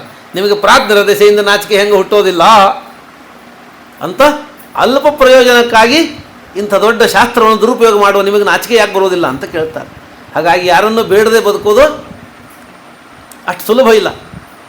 ಆದರೆ ಬದುಕಲಿಕ್ಕೆ ಕಲ್ತರೆ ಅದರೊಳಗಿರೋ ಆನಂದ ಯಾರನ್ನು ಬೇಡದೆ ಬದುಕು. ಯಾಕಂದರೆ ಬೇಡದೆ ಬಂದದ್ದು ಅಮೃತ. ಋತಾನೃತಾಭ್ಯಾಂ ಜೀವೇತ, ನಿನ್ನೆ ಮೊದಲೇ ಬಂತು ಸಪ್ತಮ ಸ್ಕಂದದಲ್ಲಿ. ಋತ ಅನೃತ ಪ್ರಮೃತದಿಂದ ಬದುಕಬೇಕು ಅಂದಾಗ ಋತ ಅಂದರೆ ಕೇಳದೆ ಬೇದದ್ದು ಬಂದದ್ದು, ಬೇಡಿ ಬಂದದ್ದು ಪ್ರಮೃತ, ಅದು ಅಮೃತ. ಬೇಡದೆ ಬಂದದ್ದು ಅಮೃತ, ಬೇಡಿ ಬಂದದ್ದು ಮೃತ, ಕೃಷಿಯಿಂದ ಬಂದದ್ದು ಪ್ರಮೃತ. ಸ್ವವೃತ್ತಿ ನೀಚ ಸೇವನ, ಸ್ವವೃತ್ತಿಯಿಂದ ಬದುಕೋದು ನೀಚ ಸೇವನ, ನಾಯಿ ಬಾಳುವಂಥ 6 ವೃತ್ತಿಯನ್ನು ಹೇಳಿಕೊಟ್ಟಿದ್ದಾರಲ್ಲಿ. ಆದ್ದರಿಂದ ದೇವರ ಧನವನ್ನು ದೇವರಿಂದಲೇ ಬೇಡಿಸುವ, ಯಾರನ್ನು ಬೇಡಬೇಡ. ಯಂ ನ ಪಶ್ಯಂತಿ ಪಶ್ಯಂತಂ ಚಕ್ಷುರ್ಯ ನರಿಷ್ಯತಿ ತಂಭೂತ ನಿಲಯಂ ದೇವ ಸುವರ್ಣ ಮುಪಧಾವತ್ ಹೇಳಿ ಭಗವಂತನ ಸ್ತೋತ್ರ ಮಾಡಿ ಮಾಡಿ ಮಾಡಿ ಈಹತೆ ಭಗವಾನೀಶೋ ನಹಿ ತತ್ರ ವಿಷಜ್ಯತೆ ಆತ್ಮಲಯ ಅಭಯನ ಪೂರ್ಣಾರ್ಥೋ ನಾವಸೀದಂತಿ ತನ್ ಏನು ತಂ ಹೇಳ್ತಾ. ಕರ್ಮಾಣೀಹಂತೆ ಕರ್ಮಹೇತವೇ. ಮನುಷ್ಯ ಬದುಕಬೇಕು ಅಂದರೆ ಕರ್ಮ ಮಾಡ್ತಾನೇ ಇರಬೇಕು. ಕುರ್ವನ್ನೇವೇಹ ಕರ್ಮಾಣಿ ಜಿಜೇ ವಿಷಚ್ಛತಗುಂ ಸಮಾಹ ಅಂತ ಅನ್ನೋದ್ರ ಅನುವಾದ ಮಾಡ್ತಾರೆ. ಕರ್ಮವನ್ನು ಮಾಡದೆ ಬದುಕುವ ಅಧಿಕಾರ ಇಲ್ಲ. ಯಾವ ಕರ್ಮವನ್ನು ಮಾಡುವ ಅವಶ್ಯಕತೆ ಇಲ್ಲ ದೇವರಿಗೆ. ಅಪರೋಕ್ಷ ಜ್ಞಾನಿಗಳಿಗೆ ಕರ್ಮ ಮಾಡುವ ಅನಿವಾರ್ಯತೆ ಇಲ್ಲ, ಆದರೂ ದೇವರು ಮಾಡ್ತಾನೆ. ಈಹತೆ ಭಗವಾನ್ ಈಶಃ, ದೇವರು ಕರ್ಮ ಮಾಡ್ತಾನೆ. ಜಗತ್ತರ ರಕ್ಷಣಾ ಸ್ಥಿತಿಸ್ಥಿಲ್ಲದ್ದು ಕರ್ಮವನ್ನು ಮಾಡ್ತಾನೆ. ನಹಿತತ್ರ ವಿಸರ್ಜತೆ, ಅದರೊಳಗೆ ಅವನಿಗೆ ಅಭಿಮಾನ ಇಲ್ಲ. ಆತ್ಮಲಾಭೇನ ಪೂರ್ಣಾರ್ಥ, ಅವನು ತನ್ನ ಸ್ವರಮಣನಾಗಿದ್ದರೂ ಕೂಡ ಭಗವಂತ ಕರ್ಮ ಮಾಡ್ತಾನೇ ಇರ್ತಾನೆ. ಯಾವ ಅಪೇಕ್ಷೆನೂ ಇಲ್ಲದೆ ಇದ್ದ ದೇವರೇ ಕರ್ಮ ಮಾಡ್ತಾನೆ ಅಂತ ಆದಮೇಲೆ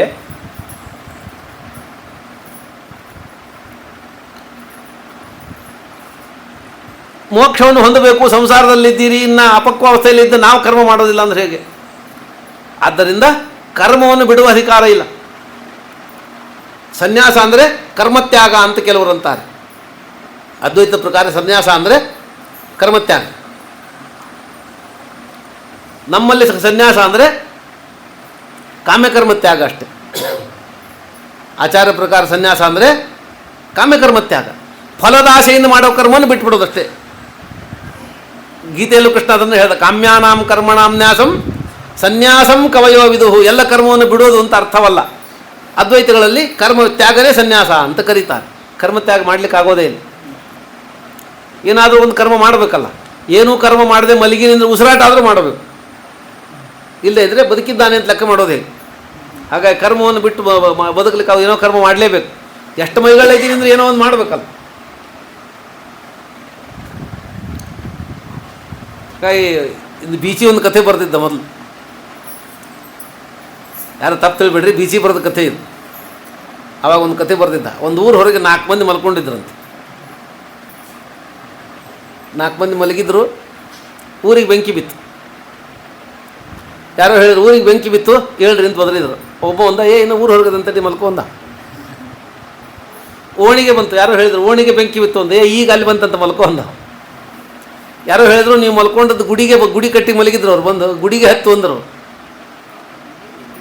ಅವನು ಈಗ ಗುಡಿಗೆ ಬಂತಂತ ಯಾಕೆ ಹೇಳ್ತೀವಿ ಮಲ್ಕೊಂಡ್ರು. ಇವನು ಮಲಗಿದ್ದು ಹಾಸಿಗೆಗೆ ಬಂದು ಹತ್ತು. ಒಬ್ಬನಿಗೆ ಹಾಸಿಗೆಗೆ ಬಂದು ಹತ್ತಿದ್ರೆ ಅಷ್ಟೇ ಹೊಳ್ಳಿನಂತ. ಹಾಸಿಗೆ ಬಿಟ್ಟು ಹೇಳಿಲ್ಲ, ಅಷ್ಟೇ ಹೊಳ್ಳಿ ಮಲ್ಕೊಂಡಂತ. ಇನ್ನೊಂದು ಬರಲಿ ಅದು ಹತ್ರು ಅಂತೇಳಿ ರಾಜ ಬಂದಿದ್ದ ಅಲ್ಲಿ.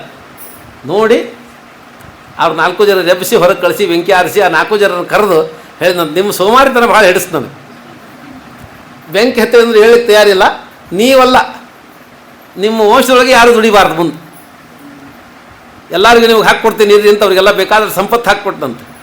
ಅವರೇ ದೇಶಪಾಂಡೆಯವರು, ಕುಲಕರ್ಣಿಯವರು, ಜಾಗೀರ್ದಾರರು, ಅವ್ರ ಮೂಲ ಪುರುಷರವರು ಅಂತ ಬೀಚಿ ಕಥೆ ಬರ್ತಾನ.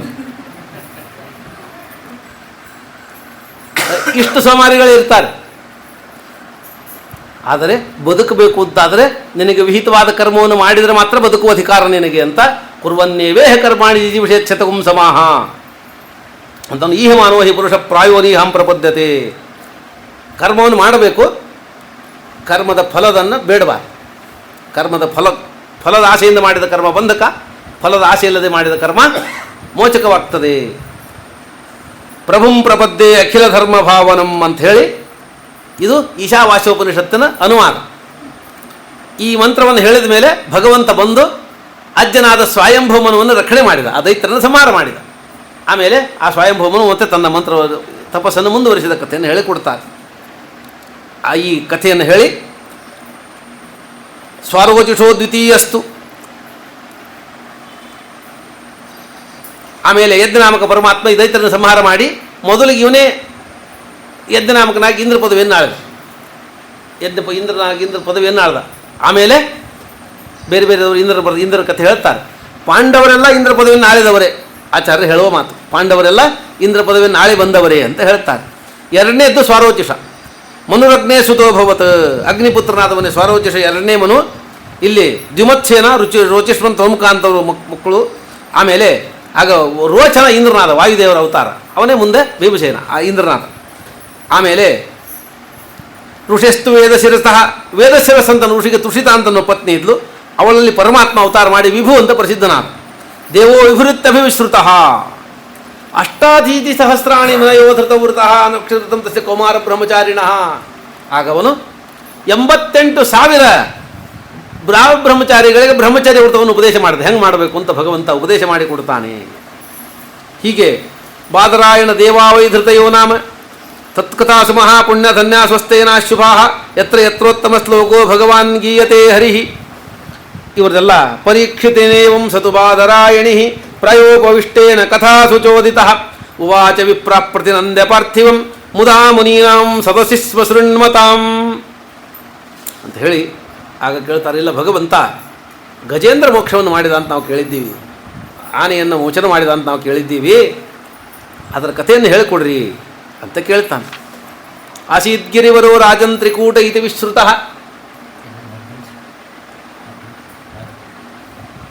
ಆಸೀದ್ಗಿರಿವರೋ ರಾಜನ್ ತ್ರಿಕೂಟ ಇತಿ ವಿಶ್ರುತ ಕ್ಷೀರೋದೇನಾವೃತ ಶ್ರೀಮಾನ್ ಯೋಜನಾಯುತಮುತ್ಸೃತ. ಶುಕಾಚಾರ ಅಂತಾರೆ, ಒಂದು ಕ್ಷೀರ ಸಮುದ್ರದ ಮಧ್ಯದಲ್ಲಿ ಒಂದು ತ್ರಿಕೂಟ ಪರ್ವತ,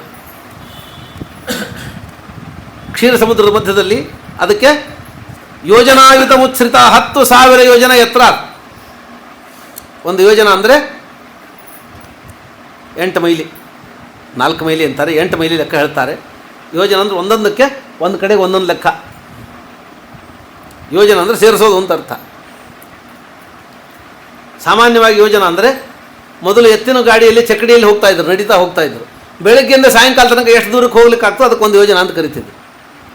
ಬೆಳಗ್ಗೆ ಬಿಟ್ಟರೆ ಸಾಯಂಕಾಲ ಹೋಗಿ ಇಳ್ಕೊಳ್ಳಿ, ಅಲ್ಲಿ ಊರು ಇದನ್ನು ಮಾಡಿರ್ತಿದ್ರು, ಜಾಗ ಎತ್ತು ಕಟ್ಟಲಿಕ್ಕೆ ಜಾಗ, ಊಟಕ್ಕೆ ಜಾಗ, ನಿಂತು ಅಡುಗೆ ಮಾಡ್ಕೊಳ್ಳಿಕ್ಕೆ ಜಾಗ ಮಾಡಿರ್ತಿದ್ರು. ಅಲ್ಲಿ ಹೋಗಿ ವಾಸ್ತವ್ಯ ಮಾಡಿ ಇದ್ದು ಮರುದಿವಸ ಮುಂದೆ ಹೋಗೋದು. ಅಷ್ಟು ದೂರಕ್ಕೆ ಒಂದು ಯೋಜನ ಅಂತ ಅಷ್ಟು ಸಾಮಾನ್ಯ ಅಂದರೆ ಒಂದು 8 ಮೈಲಿ ಆಗ್ತದೆ. 8 ಮೈಲಿ ಅಂದರೆ 12-13 ಕಿಲೋಮೀಟ್ರ್ ಆಗುತ್ತೆ. ಅಷ್ಟು ಲೆಕ್ಕಕ್ಕೆ ಒಂದು ಯೋಜನ ಅಂತ ಕರಿತಿದ್ರಾಗ ಮೊದಲು. ಇದು ಎಲ್ಲ ಕಡೆಗೆ ಇದೇ ನಿಯಮ ಅಲ್ಲ. ಗಿಡಗಳನ್ನು ವರ್ಣನೆ ಮಾಡೋ ಕಾಲಕ್ಕೆ ಭಾಗವತದಲ್ಲಿ ಶತಯೋಜನ ಮುತ್ಸೃತ ಅಂತ, ಗಿಡ 100 ಯೋಜನ ಎತ್ತರ ಇತ್ತು ಅಂತಾರೆ. 100 ಯೋಜನ ಅಂದರೆ 800 ಮೈಲಿ. 800 ಮೈಲಿ ಗಿಡ ಎಲ್ಲಿರುತ್ತೆ? ಗಿಡ 100 ಯೋಜನ ಅಂದರೆ, ಗಿಡಕ್ಕೆ ಯೋಜನ ಅಂದರೆ ಏನು ಲೆಕ್ಕ? ಗಿಡ ಹತ್ತುವವರು ಕಾಲಿಗೆ ಹಗ್ಗ ಹಾಕ್ಕೊಂಡು ಜಿಗಿತಾರೆ, ಜಿಗದು ಹತ್ತಾರೆ. ಎಷ್ಟು ಒಂದು 100 ಸರ್ತಿ ಜಿಗದು ಹತ್ತಿದ್ರೆ ಒಂದು 100 ಯೋಜನ ಗಿಡ. ಅದನ್ನು ಒಂದು ಸರ್ತಿ ಜಿಗಿದ್ರೆ 1 ಯೋಜನ ಅಂತ ಕರೀತಾರೆ.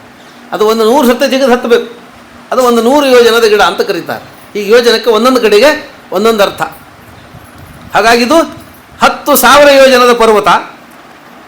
ದಿಶಶ್ಚರೋ ತ್ರಿಭಿಶೃಂಗೈ ಪಯೋನಿಧಿಂ, ಅದಕ್ಕೆ 3 ಶಿಖರಗಳು, ಕಬ್ಬಿಣ, ಬೆಳ್ಳಿ ಮತ್ತು ಬಂಗಾರದ ಶಿಖರಗಳು. ಸಿದ್ಧಚಾರಣ ಗಂಧರ್ವಾಹ ತಸ್ಯದ್ರೋಣ್ಯಾಂ ಭಗವತೋ ವರುಣಸ್ಯ ಮಹಾತ್ಮನಃ ಉದ್ಯಾನಂ ಋತುಮನ್ನಾಮ ಅಕ್ರೀಡಂ ಸುರಯೋಷಿತಾಂ. ಅದರ ಒಂದು ತಪ್ಪಲಿನಲ್ಲಿ ವರುಣನ ಋತುಮಾನ್ ಅಂತನ್ನುವ ಒಂದು ಉದ್ಯಾನವನ, ಅಲ್ಲಿ ದೇವತಾ ಸ್ತ್ರೀಯರು ಆಟ ಆಡ್ಲಿಕ್ಕೆ ಬರ್ತಿದ್ರಂತೆ. ದೇವತಾ ಸ್ತ್ರೀಯರ ವಿಹಾರ ಪ್ರದೇಶ. ಮಂದಾರ ಅನೇಕ ವೃಕ್ಷಗಳು, ಪಕ್ಷಿಗಳು, ಜಾತಿ ಎಲ್ಲ ರೀತಿಯ ಅನೇಕ ವೃಕ್ಷಗಳು ಎಲ್ಲ ಸೇರಿತ್ತು. ಅಲ್ಲೊಂದು ಅದ್ಭುತವಾದ ಆನೆ. ತತ್ರೈಕದಾ ತದ್ಗಿರಿಕಾನನಾಸ್ತ್ರಯ ಕರೇಣುಭಿರ್ವಾರಣಯೂಥ ಪಶ್ಚರನ್ ಸಕಂಟಕಂ ಕೀಚಕ ವೇಣುವೇತ್ರವತ ವಿಶಾಲಗುಲ್ಮಂ ಪ್ರವೃಜನ್ ವನಸ್ಪತೀನ್. ಅಲ್ಲಿ ದೊಡ್ಡ ಆನೆ, ದೊಡ್ಡ ಸಲಗ, ಅತ್ಯದ್ಭುತವಾದ ಬಲ. ಅದು ಬೆಟ್ಟ ಬಿದಿರುಗಳನ್ನು ಮುರಿತಾ ಹೋಗ್ತಾ ಸಂಚಾರ ಮಾಡ್ಕೊಂಡಿತ್ತದು. ಆನೆ ನಡೆದದ್ದೇ ದಾರಿ ಅಂತ. ಬೇರೆ ಪ್ರಾಣಿಗಳು ದಾರಿ ಇದ್ದಲ್ಲಿ ಹೋಗಬೇಕು, ಆನೆ ಹೋದದ್ದೇ ಹಿಂದಿನವರಿಗೆ ದಾರಿ ಆಗಿಬಿಡ್ತದೆ. ಹಾಗೆ ಪೊದೆಗಳನ್ನು ಮುರಿದು ಹಾಕ್ಕೊಂಡು ಓಡಾಡ್ಕೊಂಡಿತ್ತದು. ಯದ್ಗಂಧ ಮಾತ್ರಾಧರಯೋ ಗಜೇಂದ್ರಾ ವ್ಯಾಘ್ರಾಧಯೋ ವ್ಯಾಲ ಮೃಗಾಸ ಖಡ್ಗಾ ಮಹೋರಗಾಶ್ಚಾಪಿ ಭಯಾದ್ರವಂತಿ ಸಗೌರ ಕೃಷ್ಣ ಸಲಭಶ್ಚ ಮರ್ಯ. ಅದ್ಭುತವಾದ ಬಲ. ಮದಿಸಿದ ಆನೆ ಅದು, ಅದಕ್ಕೆ ಮದಜಲ ಬರಬೇಕು, ಆನೆಗೆ ತಲೆ ಮೇಲೆ ಮದಜಲ ಸೋರಬೇಕು. ಆ ಮದಜಲ ಸೋರಿಸಿ ಅದರ ವಾಸನೆಗೆ ಎಲ್ಲ ಕಡೆಗೆ ಹರಡಬೇಕು. ಇಲ್ಲಿ ಬೇರೆ ಕಡೆಗೆ ಸಿಂಹಸ್ವಪ್ನ ಅಂತ, ಸಾಮಾನ್ಯವಾಗಿ ಸಾಹಿತ್ಯದಲ್ಲಿ ಸಿಂಹಸ್ವಪ್ನ ಅಂತ ಬಯಸ್ತಾರೆ. ಸಿಂಹಸ್ವಪ್ನ ಅಂದರೆ ಏನು? ಭಯಾನಕವಾದ ಸ್ವಪ್ನಕ್ಕೆ ಸಿಂಹಸ್ವಪ್ನ ಅಂತ ಕರೀತಾರೆ. ಇನ್ನು ಪ್ರಾರಂಭ ಆಯ್ತು ನೋಡ್ರಿ, ಮುಖ್ಯಮಂತ್ರಿಗೆ ಸಿದ್ದರಾಮಯ್ಯ ಸಿಂಹಸ್ವಪ್ನ ಅಂತ ಬರಲಿಕ್ಕೆ ಶುರು ಮಾಡ್ತಾರೆ. ಅವನು ಬಿಟ್ಟ, ಇವನು ಕೆಡವಲಿಕ್ಕೆ ಪ್ರಯತ್ನ ಮಾಡ್ತಾನೆ ಅಂದರೆ ಇವನೇ ಸಿಂಹಸ್ವಪ್ನ ಅಂತ ದಿನ ಬರೀತಾರೆ ಇನ್ನು ಪೇಪರಲ್ಲಿ. ಹಾಗೆ ಸಿಂಹಸ್ವಪ್ನ ಅಂದರೆ ಭಯಾನಕವಾದ ಸ್ವಪ್ನ. ಆದರೆ ನಿಜವಾದ ಅರ್ಥ ಏನು ಗೊತ್ತೇನು? ಸಿಂಹಸ್ವಪ್ನ ಅಂದರೆ ಆನೆಗೆ ಕನಸಲ್ಲಿ ಸಿಂಹ ಬಂದರೆ ಅದಕ್ಕೆ ಹಾರ್ಟ್ ಫೇಲ್ ಆಗುತ್ತೆ. ಹಾಗಾಗಿ ಆನೆಗೆ ಕನಸಲ್ಲಿ ಸಿಂಹ ಬಂದರೆ ಸಿಂಹಸ್ವಪ್ನ ಅಂತ ಕರೀತಾರೆ. ಆನೆಗೆ ಕನಸಲ್ಲೂ ಸಿಂಹ ಬಂದರೂ ಕೂಡ ಅದು ಗಾಬರಿ ಆಗಿಬಿಡುತ್ತಂತೆ. ಹಾಗಾಗಿ ಸಿಂಹಸ್ವಪ್ನ ಅಂತ ಅನ್ನೋದು ಆನೆಗೆ ಬೀಳುವ ಕನಸದು. ಅದು ಆನೆಗೆ ಕನಸಲ್ಲಿ ಸಿಂಹ ಬಂದರೆ ಎಷ್ಟು ಭಯನೋ ಹಂಗೆ ಇಷ್ಟು ಭಯ ಅಂತ ಅನ್ನೋದಕ್ಕೆ ಸಿಂಹಸ್ವಪ್ನ ಪ್ರಸಿದ್ಧ ಆಗಿದೆ. ಬೇರೆ ಕಡೆಗೆಲ್ಲ ಸಿಂಹಸ್ವಪ್ನ, ಇಲ್ಲಿ ಮಾತ್ರ ಗಜಸ್ವಪ್ನ. ಬೇರೆ ಕಡೆಗೆ ಸಿಂಹದ ವಾಸನೆಗೆ ಸಿಂಹಕ್ಕೆ ಗಜ ಆನೆಗಳು ಓಡಿದರೆ, ಈ ಆನೆ ಬಂತು ಅಂದರೆ ಅದರ ಗಂಧಕ್ಕೆ ಹೆದರಿದ್ರೆ ವಾಸನೆಗೆ ಹುಲಿಗಳು ಸಿಂಹಗಳು ಚರ್ಮಗಳು ಓಡಿ ಹೋಗ್ಬಿಡ್ತಿದ್ವು ಅಂತ. ಅಷ್ಟು ಭಯ ಬಲ ಅದಕ್ಕೆ. ಸಗೌರ ಕೃಷ್ಣ ಸಲಭಾಶ್ಚಮರ್ಯ, ಎಲ್ಲ ಸಾಧು ಪ್ರಾಣಿಗಳೆಲ್ಲ ಈ ಆನೆ ಹಿಂದೆ ಓಡಾಡಿಕೊಂಡಿದ್ದು. ಇದಿದ್ದಲ್ಲಿ ಹುಲಿ ಸಿಂಹಗಳು ಬರೋದಿಲ್ಲ ಅಂತ ಅವಕ್ಕೆ ನಿಶ್ಚಯ. ಹಾಗಾಗಿ ಅಭಯವನ್ನು ಕೊಟ್ಟಿತ್ತದು. ಸಘರ್ಮ ಋತುಮುಖಲ್ ಸರೋದಿಲಂ ಪಂಕಜರೇಣು ರೂಷಿತಂ ಜಿಘ್ರನ್ನ ದೂರನ್ ಮದವಿಹ್ವಲಕ್ಷಣ ಉತಶ್ಚ ಯೂಥೇನ ದೃಶಾರ್ಧಿತೇನ ತತ್ಸರ್ವರಾಭ್ಯಾಂ ಅಶಧಾಗಮದ್ರುತಂ. ಹೀಗಿದ್ದಾಗ ಒಂದು ದಿವಸ ಬೇಸಿಗೆಯಲ್ಲಿ ಸಂಚಾರ ಮಾಡ್ತಾ ಮಾಡ್ತಾ ಮಾಡ್ತಾ ಅದು ಬಿಸಿಲಿನಲ್ಲಿ ಬಳಲ್ತಾನೆ. ಬಿಸಿಲಿನಲ್ಲಿ ಬಹಳ ಒದ್ದಾಡಿಬಿಡ್ತು. ಆನೆಗೆ ದೇಹ ದೊಡ್ಡದು, ಬಿಸಿಲು ತಡಿಲಿಕ್ಕೆ ಆಗೋದಿಲ್ಲ ಅದಕ್ಕೆ. ಆನೆಗೆ ನೀರು ಬೇಕು. ಆನೆಗೆ ಯಾವಾಗಲೂ ನೀರಲ್ಲೇ ಇರಲಿಕ್ಕೆ ಪ್ರಯತ್ನ ಮಾಡ್ತದೆ. ಬಿಸಿಲು ಹೆಚ್ಚೆತ್ತಬಾರ್ದು ಅಂತ ಅನ್ನೋದಕ್ಕೆ ಆನೆ ಯಾವಾಗಲೂ ಮೈ ಮೇಲೆ ಮಣ್ಣು ಹಾಕ್ಕೋತದೆ. ಸ್ನಾನ ಮಾಡಿ ಮಾಡಿ ಮೈ ಮೇಲೆ ಮಣ್ಣು ಹಾಕೊಂಬತ್ತೆ. ಯಾಕಂದರೆ ಆನೆಗೆ ಕರಿ ಬಣ್ಣದ ಚರ್ಮ ಅದಕ್ಕೆ. ಯಾವ ಕರಿ ಬಣ್ಣ ಯಾವತ್ತೂ ಶಾಖವನ್ನು ಹೆಚ್ಚು ಎಳೀತದೆ. ಬಿಳಿ ಬಣ್ಣ ಇದ್ದರೆ ಬಣ್ಣವನ್ನು ಒಳಗೆ ಹಚ್ಚೋದಿಲ್ಲ. ಹಾಗಾಗಿ ಆಂಧ್ರ ಪ್ರದೇಶಕ್ಕೆ ಹೋದರೆ ಮನೆಗೆಲ್ಲ ಬಿಳಿ ಬಣ್ಣ ಹಚ್ತಾರೆ ಮೇಲೆ. ಬಿಸಿಲು ಜಾಸ್ತಿ ತಿರುಪತಿಗೆ ಹಚ್ಚಿರ್ತಾರೆ ನೋಡ್ರಿ, ಓಡಾಡ್ಲಿಕ್ಕೆ ಬಣ್ಣ ಹಚ್ಚಿರ್ತಾರಲ್ಲ, ಬಿಳಿ ಬಣ್ಣ ಇದ್ರೆ ಅಷ್ಟು ಸುಡೋದಿಲ್ಲ. ಆನೆಗೆ ಕರಿ ಬಣ್ಣದ ಪ್ರಾಣಿ ಅದು, ಅದಕ್ಕೆ ಬಹಳ ಬಿಸಿಲಾಗುತ್ತೆ. ಆಮೇಲೆ ಪ್ರಾಣಿಗಳಿಗೆ ಬೆವರು ಬರೋದಿಲ್ಲ. ಮನುಷ್ಯರಿಗೆ ಬೆವರು ಬಂದರೆ ಸೆಕೆ ಭಾಳ ಆದರೆ ಬೆವರಿ ದೇಹ ತನ್ನ ಉಷ್ಣತೆಯನ್ನು ಸಮ ಮಾಡ್ಕೊಂಡ್ಬಿಡುತ್ತೆ. ಬೆವರಿ ಮನುಷ್ಯ ಆರಾಮಾಗ್ತಾನೆ, ಬಿಸಿಲು ತಡ್ಕೋತಾನೆ. ಪ್ರಾಣಿಗಳಿಗೆ ಬೆವರು ಬರೋದಿಲ್ಲ. ಪ್ರಾಣಿಗಳಿಗೆ ಮೂಗಿಲೆ ಮಾತ್ರ ಬೆವರು ಬರ್ತದೆ. ಪ್ರಾಣಿಗಳಿಗೆ ಮೂಗು ಮಾತ್ರ ಬೆವರ್ತದೆ. ಅದು ಒಣಗಿತ್ತು ಅಂದರೆ ಜ್ವರ ಬಂದಿದೆ ಅಂತ ಅರ್ಥ ಅದಕ್ಕೆ. ಪ್ರಾಣಿಗೆ ಕುರಿ, ಆಕಳು, ಎಮ್ಮೆ ಮೊದಲಾದ ಪ್ರಾಣಿಗೆ ಮೂಗು ಒಣಗಿತ್ತರೆ ಜ್ವರ ಬಂದಿದೆ ಅಂತ ಅರ್ಥ ಅದಕ್ಕೆ. ಅಷ್ಟು ಮಾತ್ರ, ಬೇರೆ ದೇಹದಲ್ಲಿ ಬೆವರು ಬರೋದಿಲ್ಲ. ಹಾಗಾಗಿ ಅದಕ್ಕೆ ಸೆಕೆಂಡ್ ತಡಲಿಕ್ಕೆ ಬೇರೆ ದಾರಿ ಇಲ್ಲ. ನೀರು ಹುಡುಕ್ತಾ ಬಂತದು. ನೀರು ನೀರು ನೀರು ಅಂತ ಹುಡುಕ್ತಾ ಬಂದರೆ ಈ ದೊಡ್ಡ ಈ ಉದ್ಯಾನ ಕಾಣ್ತು. ಜಿಗಿತು, ಕಮಲ ಇತ್ತು, ಬೇಕಾದಷ್ಟಿತ್ತು. ಆನೆ ಇಳಿತು. ಆನೆಗಳ ಗುಂಪು ಇಳಿದ್ರೆ ಕೇಳಬೇಕಾ? ಅಲ್ಲೋಲ ಕಲ್ಲೋಲ ಮಾಡ್ತು. ಸರೋವರವನ್ನು ಅಲ್ಲೋಲ ಕಲ್ಲೋಲ ಮಾಡಿ ವಿಗೃಹ್ಯ ತಸ್ಮಿನ್ ಅಮೃತಂಬು ನಿರ್ಮಲಂ ಹಿಮಾರವಿಂದೋತ್ ಫಲರೇಣ ವಾಸಿತಂ ಪಪೌನಿ ಕಾಮಂ ನಿಜ ಪುಷ್ಕರೋದ್ಧೃತಂ ಆತ್ಮಾನ ಬದ್ಧಿಸ್ತಪಯನ್ ಗತಕ್ಲಮಃ. ಇಳಿದು ಈಜಾಡಿ ನೀರು ಕುಡಿದು ಮೈ ಮೇಲೆ ನೀರು ಹಾಕ್ಕೊಂಡು ಶ್ರಮ ಪರಿಹಾರ ಮಾಡಿಕೊಂಡು ಗುರು ನಾಪಕ್ಕ ಪುಷ್ಟಂ ಕೃಪಣೋಜ ಮಾಯಯ. ಆಗ ಆನೆ ಬಹಳ ಸಂತೋಷದಲ್ಲಿತ್ತಂತ ಹೇಳ್ತಾರೆ. ಗುರುಣೇನ ನಾಪೃಷ್ಟ ಕೃತ್ಸಂ ಕೃಪಣೋಜ ಮಾಯಯ. ಭಗವಂತನ ಮಾಯೆಯಿಂದ ಮುಂದೆ ತನಗೆ ಬರ್ತಾ ಇರೋ ಏನು ದುಃಖ ಬರ್ತದೆ ಅಂತ ಕಲ್ಪನೆ ಬರಲಿಲ್ಲ ಆನೆಗೆ. ಅದಕ್ಕೆ ಹೆಂಗಿತ್ತದು? ನಾಪೃಷ್ಟ ಕೃಪಣೋ ಅಜಮಾಯಯ. ಕೃಪಣ, ಕೃಪಣನಂತೆ. ಕೃಪಣ ಅಂದರೆ ಸಂಸಾರದಲ್ಲಿ ಆಸಕ್ತನಾದ ಕೃಪಣ. ಗೃಹಸ್ಥರಿದ್ದಾರಲ್ಲ, ಇವರು ಹೆಂಗೆ ತಮಗೆ ಮುಂದೆ ಏನು ದುಃಖ ಬರ್ತದೆ ಅಂತ ವಿಚಾರ ಮಾಡದೆ ಸುಖವಾಗಿದ್ದೀವಿ ಅಂತ ತಿಳ್ಕೋತಾರಲ್ಲ, ಹಾಗೆ ಆನೆ ಸುಖವಾಗಿತ್ತಂತೆ. ನಮ್ಮನ್ನೇ ದೃಷ್ಟಾಂತವಾಗಿ ಕೊಟ್ಬಿಟ್ಟು, ಮನುಷ್ಯ ಇವತ್ತು ಸುಖವಾಗಿದ್ದರೆ ಮುಂದೆ ಕಷ್ಟ ಬರಬಹುದು ಅಂತ ಕಲ್ಪನೆ ಮಾಡೋದಿಲ್ಲ. ಹಾಗೆ ಸುಖವಾಗಿರ್ತಾನೆ. ಹಾಗೆ ಮುಂದೆ ಕಷ್ಟ ಬರುವ ಕಲ್ಪನೆ ಇಲ್ಲದೇ ಇದ್ದವನಿಗೆ ಕಷ್ಟ ಬಂದಾಗ ಪಾರಾಗಲಿಕ್ಕೆ ಆಗೋದಿಲ್ಲ. ಇವತ್ತು ಸುಖವಾಗಿದೆ, ನನಗೆ ತಿನ್ನಲಿಕ್ಕೇನು ಕಡಿಮೆ ಇಲ್ಲ, ಉಣ್ಲಿಕ್ಕೆ ಕಡಿಮೆ ಇಲ್ಲ, ಮನೆ ಚೆನ್ನಾಗಿದೆ, ಹೆಂಡತಿ ಹೇಳ್ದಂಗೆ ಕೇಳ್ಕೊಂಡಿದ್ದಾಳೆ, ಮಕ್ಕಳು ಚೆನ್ನಾಗಿ ಬುದ್ಧಿವಂತರಿದ್ದಾರೆ, ಹಾಗಿದ್ದಾರೆ, ಎಲ್ಲ ಇದ್ದಾರೆ, ಎಲ್ಲ ಇದ್ದಾರೆ. ಇದ್ದದ್ದಕ್ಕೆ ಸಂತೋಷ ಪಡು. ಆದರೆ ಇದು ಎಷ್ಟು ದಿವಸ ಇರ್ತದೆ ಅಂತ ನಾವು ಎಚ್ಚರಿಕೆ ಇರಬೇಕು. ಇದು ಶಾಶ್ವತವಾಗಿ ಇರೋದಲ್ಲ. ಯಾವುದೇ ಪದಾರ್ಥವು ನನ್ನ ಜೊತೆಗೆ ಶಾಶ್ವತವಾಗಿರೋದಿಲ್ಲ ಅಂತ ಮೊದಲೇ ಅಂದ್ಕೊಂಡ್ರೆ ಹೋದಾಗ ಅಷ್ಟು ದುಃಖ ಇಲ್ಲ. ಯಾವುದನ್ನು ಶಾಶ್ವತ ಅಂತ ಅಂದ್ಕೊಂಡೆ ಅದು ಬಿಟ್ಟರೆ ತಡ್ಕೊಳ್ಳೋಕ್ಕಾಗೋದಿಲ್ಲ. ಆದ್ದರಿಂದ ಗೃಹಸ್ಥರು ತನ್ನ ಸುಖದಲ್ಲಿ ಮೈ ಮರೆತು ಕಷ್ಟವನ್ನು ಮರೆತಂತೆ ಆನೆ ಬದುಕಿತ್ತು ಅಂತ ಗೃಹಸ್ಥರ ದೃಷ್ಟಾಂತ ಕೊಡ್ತಾರೆ. ಯಾಕಂದ್ರೆ ಸುಖವಾಗಿ ಸಿಕ್ತು ಅಂದರೆ ಭಾಳ ಕಷ್ಟ ಮಾಡೋದು.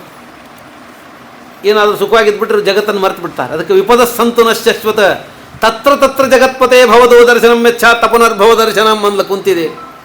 ಕೃಷ್ಣ ಕೇಳಿದ ಏನು ಬೇಕು ನಿನಗೆ ಅಂತ. ಕುಂತಿ ಅಂದ್ಲು ನನಗೆ ಕೊಡೋದಿದ್ರೆ ಕಷ್ಟ ಕೊಡು ಅಂದ್ಲ. ಕುಂತಿಯಷ್ಟು ಕಷ್ಟಪಟ್ಟು ಹೆಣ್ಣುಮಗಳು ಇತಿಹಾಸದಲ್ಲಿ ಮತ್ತೆ ಯಾರು ಇಲ್ಲ ನಿಮಗೆ. ಹುಡ್ತಾನೆ ಅವಳು ಪೃಥ್ವಿನ ಮಗಳು ಕುಂತಿ ಭೋಜನಕ್ಕೆ ದತ್ತು ಕೊಟ್ಬಿಟ್ಟ. ಅವಳು ಕುಂತಿ ಭೋಜನ ಮನೆ ದತ್ತಕ್ಕೆ ಕೊಟ್ಟ. ನನ್ನ ಮಗಳು ಸಾಕು ಅಂತ ಕೊಟ್ಬಿಟ್ಟ. ಅಲ್ಲಿ ಸಾಕ್ಕೊಂಡಿದ್ದೆ ದೂರ್ವಾಸರು ಬಂದಿದ್ದರು. ದೂರ್ವಾಸರ ಸೇವಾಕ್ಕೆ ಹಚ್ಚಿದಾಗ ಅವರು ಸೇವಾ ಮಾಡು ಅಂತ ಹೇಳಿ. ದೂರ್ವಾಸರ ಸೇವಾ ಮಾಡು ಸುಲಭನ, ಮಾತಾಡಿದ್ರೆ ಶಾಪ ಕೊಡು. 12 ವರ್ಷ ಸೇವೆ ಮಾಡಿದ ಮೇಲೆ ವರ ಕೊಟ್ಟರು ಅವರು. ನಿನಗೆ ಈ ವರ ಮಕ್ಕಳನ್ನು ಆಗುವ ವರ ಕೊಡ್ತೀನಿ ಹೋಗಿ ಕೊಟ್ಟು ಹೋಗಿದ್ರು ಮುಂದೆ ಆಗೋ ತಿಳಿದು. ಆಮೇಲೆ ಪಾಂಡುವನ್ನು ಮದುವೆ ಮಾಡಿ ಪಾಂಡುರಾಜನಿಗೆ ಕೊಟ್ಟು ಮದುವೆ ಆಯಿತು. ಪಾಂಡುರಾಜ ಸದ ಹೋಗ್ಬಿಟ್ಟು ಮಕ್ಕಳಾಗದೆ ಪಾಂಡುರಾಜನಿಗೆ ಶಾಪ ಆಗಿಬಿಡ್ತು. ಹೆಂಡತಿಯನ್ನು ಮುಟ್ಟಿದರೆ ಮರಣ ಹೊಂತಿಂದ ಕಿಂದ ಮನುಷ್ಯ ಶಾಪ ಕೊಟ್ಬಿಟ್ರು. ಗೃಹಸ್ಥನಾಗಿ ಅವನು ಸನ್ಯಾಸಿ ಅಂತ ಬದುಕಬೇಕು.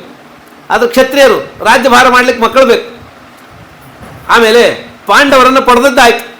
ಮಂತ್ರದ ಬಲದಿಂದ ಪಾಂಡವರನ್ನು ಪಡೆದದ್ದಾಯಿತು. 3 ಜನರನ್ನು ಮಾದ್ರಿ 2 ಪಡೆದದ್ದಾಯಿತು. ಆದರೂ ಮತ್ತೆ ಪಾಂಡುರಾಜ ಆ ಕಿಂದ ಮನುಷ್ಯ ಶಾಪವನ್ನು ಮರೆತು ಮಾದ್ರಿ ಸಂಪರ್ಕ ಮಾಡಿ ಸತ್ತು ಹೋಗ್ಬಿಟ್ಟು. ಇವಾಗ ಧೃತರಾಷ್ಟ್ರನಿಗೆ 14 ವರ್ಷ ಆಗ, ಭೀಮಸೇನಿಗೆ 13, ಅರ್ಜುನನಿಗೆ 12, ಇವ್ರಿಗೆ 11 ವರ್ಷ. ನಕುಲ ಸಹದೇವರಿಗೆ 14 ವರ್ಷದ ಮಕ್ಕಳು ಕರ್ಕೊಂಬಂದು ಬಿಟ್ಟರೆ ದುರ್ಯೋಧನ ದುಶ್ಯಾಸನ ಶಕುನಿ ಅಂದರು ಇವರು ಪಾಂಡುವಿನ ಮಕ್ಕಳು ಎಲ್ಲ ಸತ್ ಮೇಲೆ ಹುಟ್ಟಿದ್ದಾರೆ. ಇವರು ಪಾಂಡುವಿನ ಸಂತಾನ ಅಲ್ಲ, ಜಾರಿಣಿ ಅಂದ್ರೆ ಆಕೆಗೆ. ಆಕಾಶವಾಣಿ ಆಯಿತು, ಇವರು ಪಾಂಡುವಿನ ಮಕ್ಕಳು ಆದ್ದರಿಂದ ಇಟ್ಕೋಬೇಕು ಅಂತ ಆಕಾಶವಾಣಿ ಆದ ಅನಿವಾರ್ಯವಾಗಿ ಇಟ್ಕೊಂಡ. ಇದ್ದಾಗೆಲ್ಲ ನಿರಂತರ ಕಷ್ಟ ಕೊಟ್ಟರು. ಪಾಂಡವರು ದ್ಯೂತ ಸೋತು ಅವ್ರನ್ನ ಸುಡಬೇಕು ಅಂತಾಯಿತು. ಸೀರೆ ಸೆಳೆದ್ರು, ಸೊಸೆದ್ದು ವನವಾಸಕ್ಕೆ ಕಳಿಸಿದ್ರು. ಎಲ್ಲ ಆಗಿ ಮುಗಿದು ಬಂದು ಪಾಂಡವರು ಈಗ ಯುದ್ಧ ಗೆದ್ದರು. ಇನ್ನು ಸುಖವಾಗಿರಬೇಕು ರಾಜಮಾತಾ ಅಂತಾಗಿ ರಾಜಮಾತಾ ಕುಂತಿದೇವಿ ಅಂತ ಕೂಡು ಅಂದರೆ ನನಗೆ ಬೇಡ ಕಷ್ಟ ಕೊಡು ಅಂದ್ಲ. ಯಾಕಂದ್ರೆ ಕಷ್ಟ ಇದ್ದರೆ ನಂಗೆ ನೆನಪಿರ್ತೀನಿ, ಕಷ್ಟ ಇಲ್ಲ ಅಂದರೆ ನಾವು ಸುಖವಾಗಿದ್ದು ಬಿಡ್ತೀವಿ. ಬೇಡ ನನಗೆ ಸುಖ ಬೇಡ ಕಷ್ಟ ಕೊಡು ಅಂತ ಹೇಳಿದ್ರು. ಯಾಕಂದರೆ ಮನುಷ್ಯ ಕಷ್ಟ ಇದ್ದರೆ ಎಲ್ಲಿ ಹೋಗಬೇಕು, ಏನು ಮಾಡಬೇಕು, ಇಲ್ಲ ಮಾತೂರಿಗೆ ಹೋಗ್ರಿ, ಇಲ್ಲ ಆ ಕ್ಷೇತ್ರಕ್ಕೆ ಹೋಗ್ರಿ, ಇವ್ರಿಗೆ ಹೋಗ್ರಿ, ಅಲ್ಲಿ ಹೋಗ್ರಿ, ಸೇವಾ ಮಾಡಿರಿ, ಸೂತ್ರ ಮಾಡಿರಿ ಅಂತೇನೋ ಅಂತಾರೆ. ಕಷ್ಟ ಇದ್ದರೆ ಮನುಷ್ಯ ಹರಕೆ ಕಟ್ಕೋತಾನೆ. ಹರಕೆ ಕಟ್ಕೊಂಡು ಏನೋ ಸೇವಾ ಸೂತ್ರ ಧರ್ಮ ಅಂತ ಸ್ವಲ್ಪ ಮಾಡ್ತಾನೆ. ಸುಖ ಬಂದುಬಿಟ್ರೆ ಗೋರಿಕೆ ಹೊಡಿತಾನೆ. ಹರಕೆ ಬಿಟ್ಟು 11 ಗಂಟೆಗೆ ಕೇಳೋದು, 12 ಗಂಟೆಗೆ ಕೇಳೋದು, ಮಧ್ಯಾಹ್ನ 2 ಗಂಟೆಗೆ ಕೇಳೋದು. ಹೆಂಡತಿ ಎಲೆ ಅನ್ನ ಮಾಡಿ ಎಲೆ ಮೇಲೆ ಹಾಕಿಂದ ಎದ್ದು ಬಂದು ಕೂತು ತಿಂದೇ ಸ್ನಾನ ಮಾಡೋದು. ಲೇಟ್ ಆಗಿದೆ ಅಂತೇಳಿ ಹಿಂಗೆ ಶುರುವಾಗ್ತದೆ.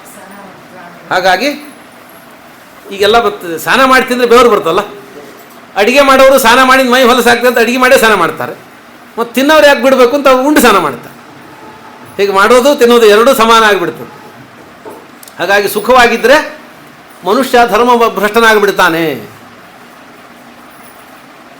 ಅಂತ ಒಂದು ಕತೆ ಹೇಳ್ತಾರೆ. ಒಂದು ಕಾಗೆ ಸಮುದ್ರ ದಂಡೆ ಒಳಗೆ ಹಾರಾಡ್ಕೊಂಡಿತ್ತು.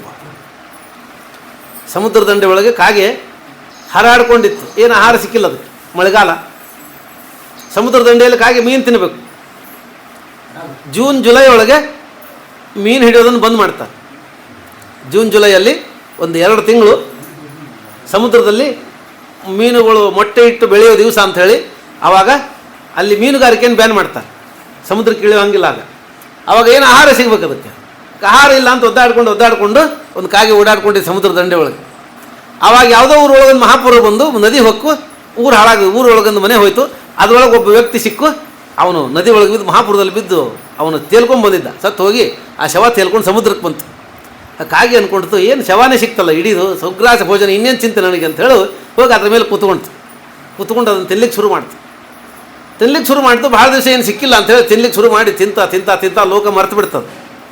ಸಮುದ್ರದ ಸ್ವಭಾವ ಒಂದು ತೆರೆ ಬಂದು ಅದನ್ನು ದಂಡೆಗೆ ತೊಗೊಂಬಂದಿತ್ತು. ಇನ್ನೊಂದು ತೆರೆ ಬಂದು ಒಳಗೆ ಹೊಡ್ಕೊಂಡು ಹೋಗ್ಬಿಡ್ತು. ಇದು ಒಳಗೆ ಕೂತು ತಿಂದು ತಿಂತಾನೇ ಇತ್ತು, ಆನಂದವಾಗಿತ್ತು. ಸಾಯಂಕಾಲ ಆಗ್ಲಿಕ್ಕೆ ಬಂತು, ಸೂರ್ಯಾಸ್ತ ಆಯ್ತಲ್ಲ, ಇನ್ನು ಮನೆಗೆ ಹೋಗಬೇಕು ಅಂತ ನೋಡೋದ್ರೊಳಗೆ ಆ ಶವ ತೇಲ್ಕೊಂಡು ಸಮುದ್ರದ ಮಧ್ಯಕ್ಕೆ ಬಂದುಬಿಟ್ಟಿತ್ತು. ಆ ಕಡೆ ಈ ಕಡೆ ನೋಡಿದರೆ ಈ ಕಡೆನೂ ಇಲ್ಲ, ದಂಡಿನಲ್ಲೂ ಯಾವ ಕಡೆನೂ ಇಲ್ಲ. ಇನ್ನು ಹಾರಿ ಹೋಗಬೇಕು ಅಂತ ಪ್ರಯತ್ನ ಮಾಡಿ ಹಾರಬೇಕು ಅಂತ ಹೋದರೆ ಹಾರಲಿಕ್ಕೂ ಆಗದೆ ಹೊರಗೆ ಬರಲಿಕ್ಕೂ ಆಗದೆ ಆ ಕಾಗೆ ಆ ಸಮುದ್ರದಲ್ಲಿ ಬಿದ್ದು ಬಲಿಯಾಗಿ ಹೋಗಿಬಿಡ್ತು. ಹೀಗೆ ಕೊನೆ ಕಾಲದ ತನಕ ಸುಖದಲ್ಲೇ ಇದ್ದು ನಾನು ಯಾವತ್ತು ಕೊನೆಯ ಕಾಲಕ್ಕೆ ಅದು ಮಾಡ್ತೀನಿ ಇದು ಮಾಡ್ತೀನಿ ಅಂತ ಉದ್ಧಾರದ ಮಾರ್ಗವನ್ನು ಹುಡುಕ್ಲಿಕ್ಕೆ ಹೋದರೆ ಬದುಕಲಿಕ್ಕೆ ಆಗೋದಿಲ್ಲ. ಆದ್ದರಿಂದ ಕೌಮಾರ ಆಚರೇತ್ ಪ್ರಾಜ್ಞ ಧರ್ಮಾನ್ ಭಾಗವತಾನಿಹ, ಬಾಲ್ಯದಿಂದಲೇ ಧರ್ಮಾಚರಣೆ ಮಾಡಬೇಕು ಅಂತ ಹಿಂದೆ ಪ್ರಹ್ಲಾದರಾಜರು ಸಪ್ತಮ ಸ್ಕಂದಲ್ಲಿ ಹೇಳಿದ ಮಾತು. ಹಾಗಾಗಿ ಗೃಹಸ್ಥ ಸುಖದಲ್ಲಿ ಮೈ ಮರೆಯುವಂತೆ ಆನೆ ಈ ನೀರಿನಲ್ಲಿ ಮೈ ಮರೆತು ಹೋಯಿತು ಅಂತ ವೇದವ್ಯಾಸ ದೇವರು ಅಂತಾರೆ.